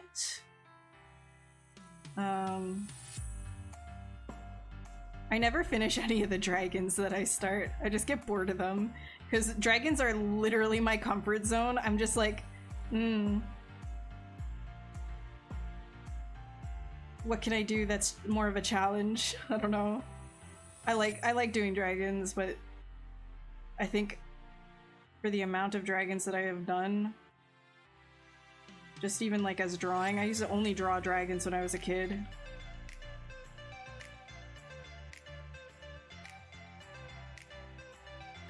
My favorite book was that Dragonomian, the Draconomian, what the frig is it called? The red book, and it had like a ton of different dragons on it. I think if you know, you know.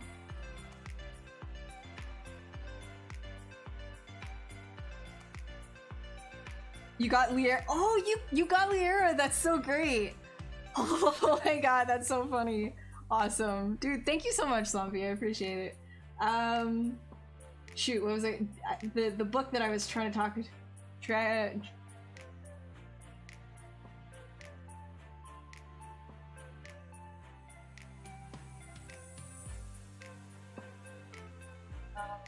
Which one was it? It was like this red book. Guide to Dragons book. Hold on, not the D&D. I mean, I loved the Dungeons and Dragons monster manual, the Draconomicon. I can never say it. The Draconomicon. I loved that one as well. But then, let me try and find it. Dragon type book. Which one is it? God, which one was it? Alright, I'll see you random. ZBrush Central shows your image on ZBrush Central? Oh, sweet. A stylized one? Oh, I did a stylized one a while ago, actually. Hold on, let me... I mean, it's not... I don't think it holds up very well, personally. I could probably do better now, but this was years ago. Was this guy. I was like, what if I were to like make a 3D print dragon thing, right? I didn't actually print it, but I rendered it like it would be a 3D print. Funny, funny, funny. That was so long ago. How long ago was this? 4 years ago. My god. Dang it. I don't know what that book was. Yes, there it is! Dragon- oh my god, I'm so silly. Dragonology. Dude, that was like such a dope book. That was actually such a dope book. Do you remember this? Did anybody else read this? Like as a kid, this book specifically? I was obsessed with this.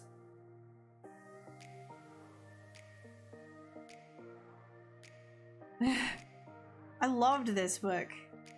So good. That one and oh, if I had that when I was a kid, that looks good. Whatever this is looks good. I want that. That looks sick. Dang, look at these. This looks like it's all the same artist as the Draconomicon.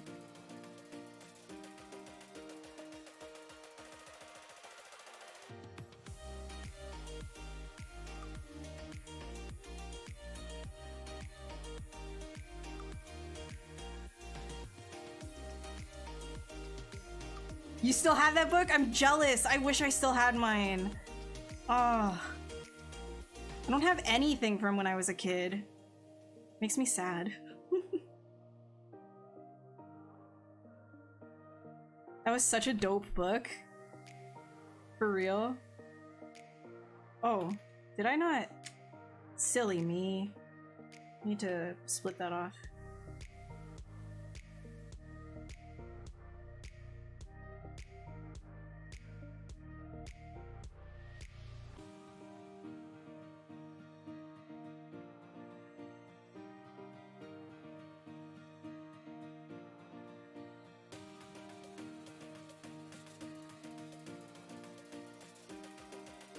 Let me like...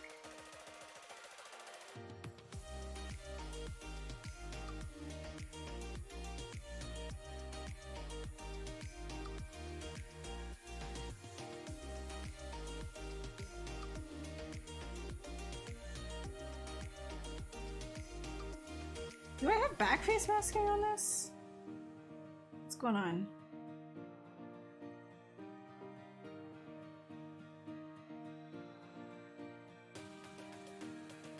What in the world? Something weird going on. No?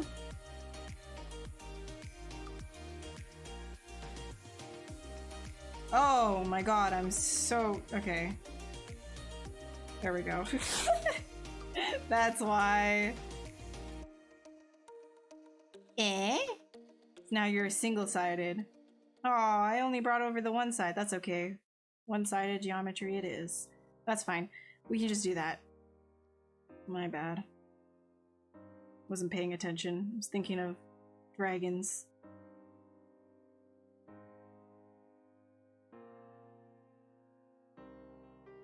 Just double-side it so we can see what's going on.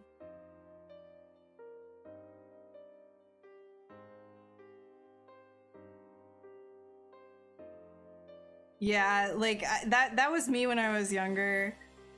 I have since moved from dragons to monsters in general.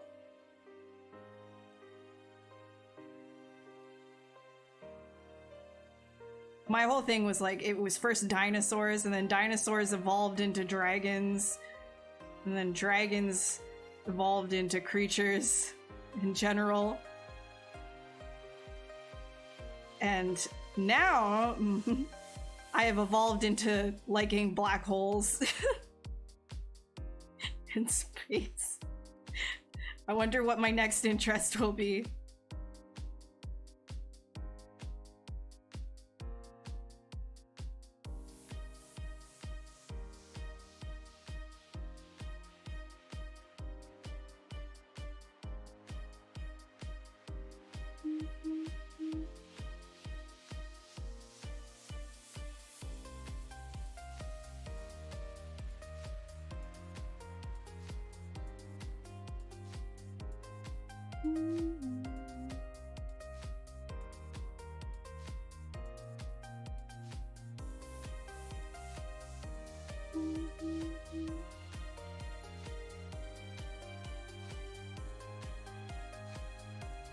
By 5th year, yo, yeah, I started obsessing about dragons before that, but I got my first D&D, like my first D&D miniature was not a miniature. Somebody gave me a really crazy gift.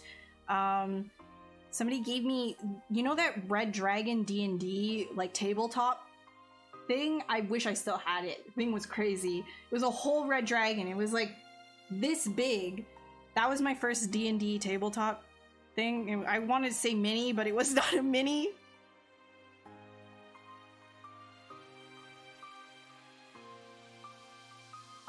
I really wish that I still had a lot of the crazy stuff that I had from when I was a kid.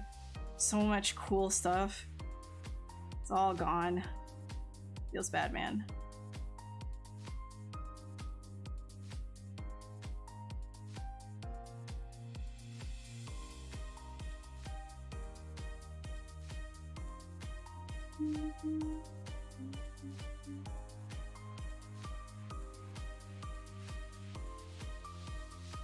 I think with this I would probably add like another.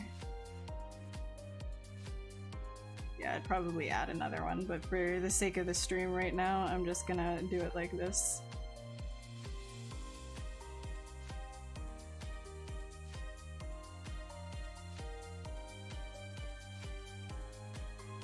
What is going on with you?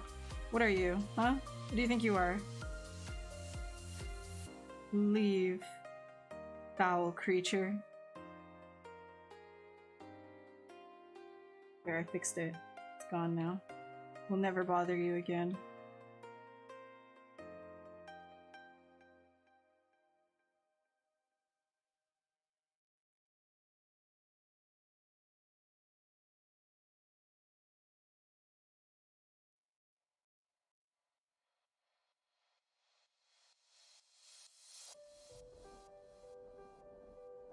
Yo, you're gonna have to retop. Or ZBrush rather.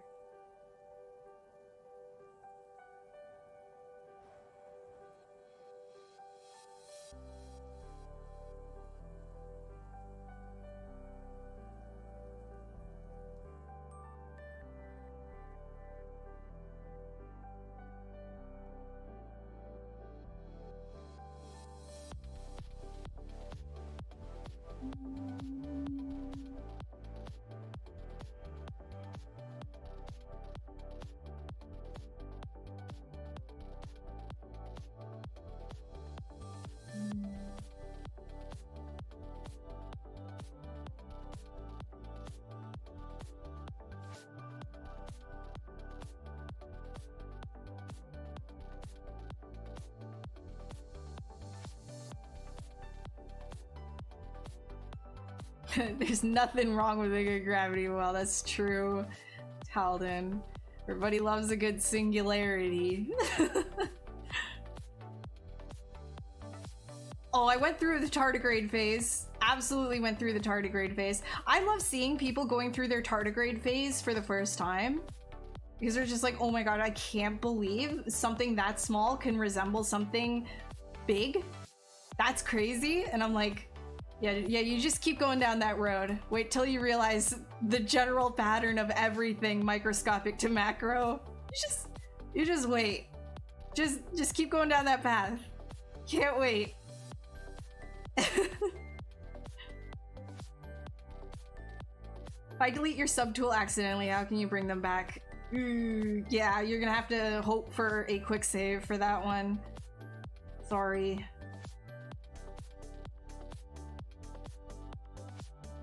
Yeah, you can't really get it back. You gotta hope for a quick save.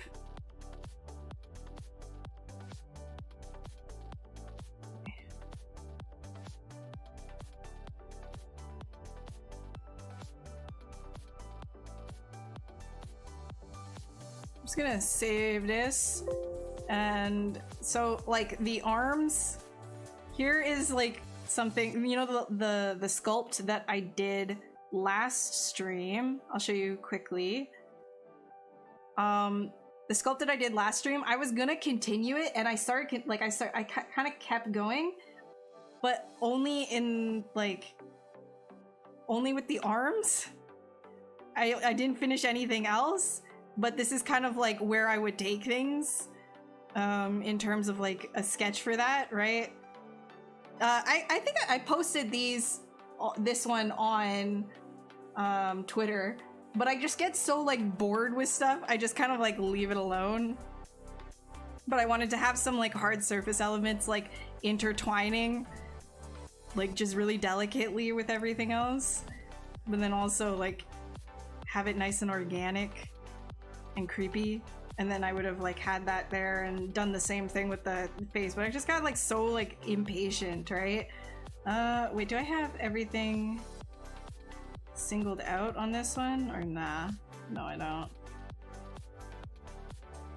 Flash. Damn, I thought I made a folder for all of this. I didn't. How irresponsible of me. What's going on? I really thought I made a folder for it. I'm so silly. Okay.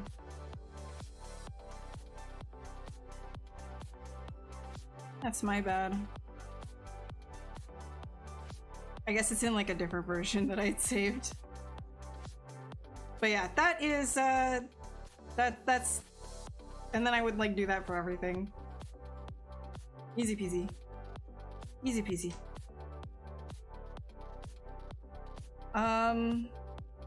Noodle Dragon? Eric? Excuse?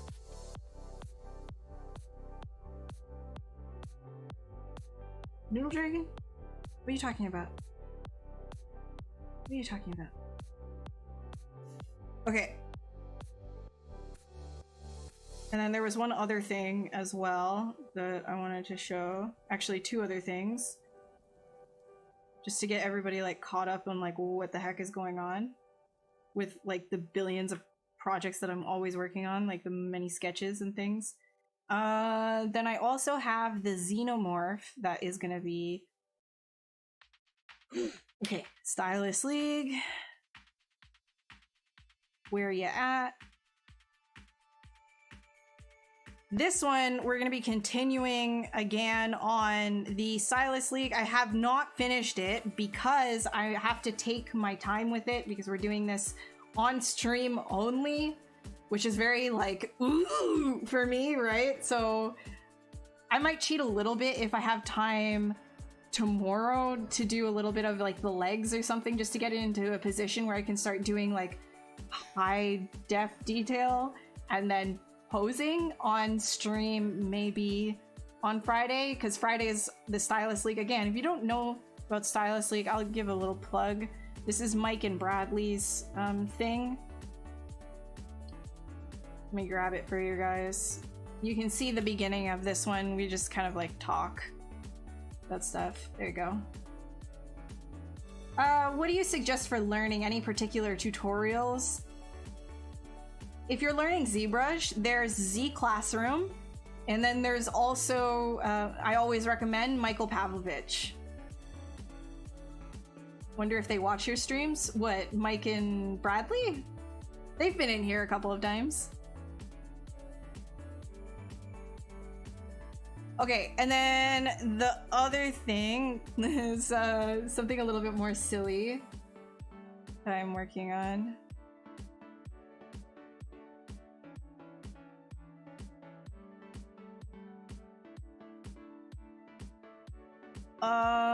Oh, I guess I don't have the word. Okay, I don't have like the full thing.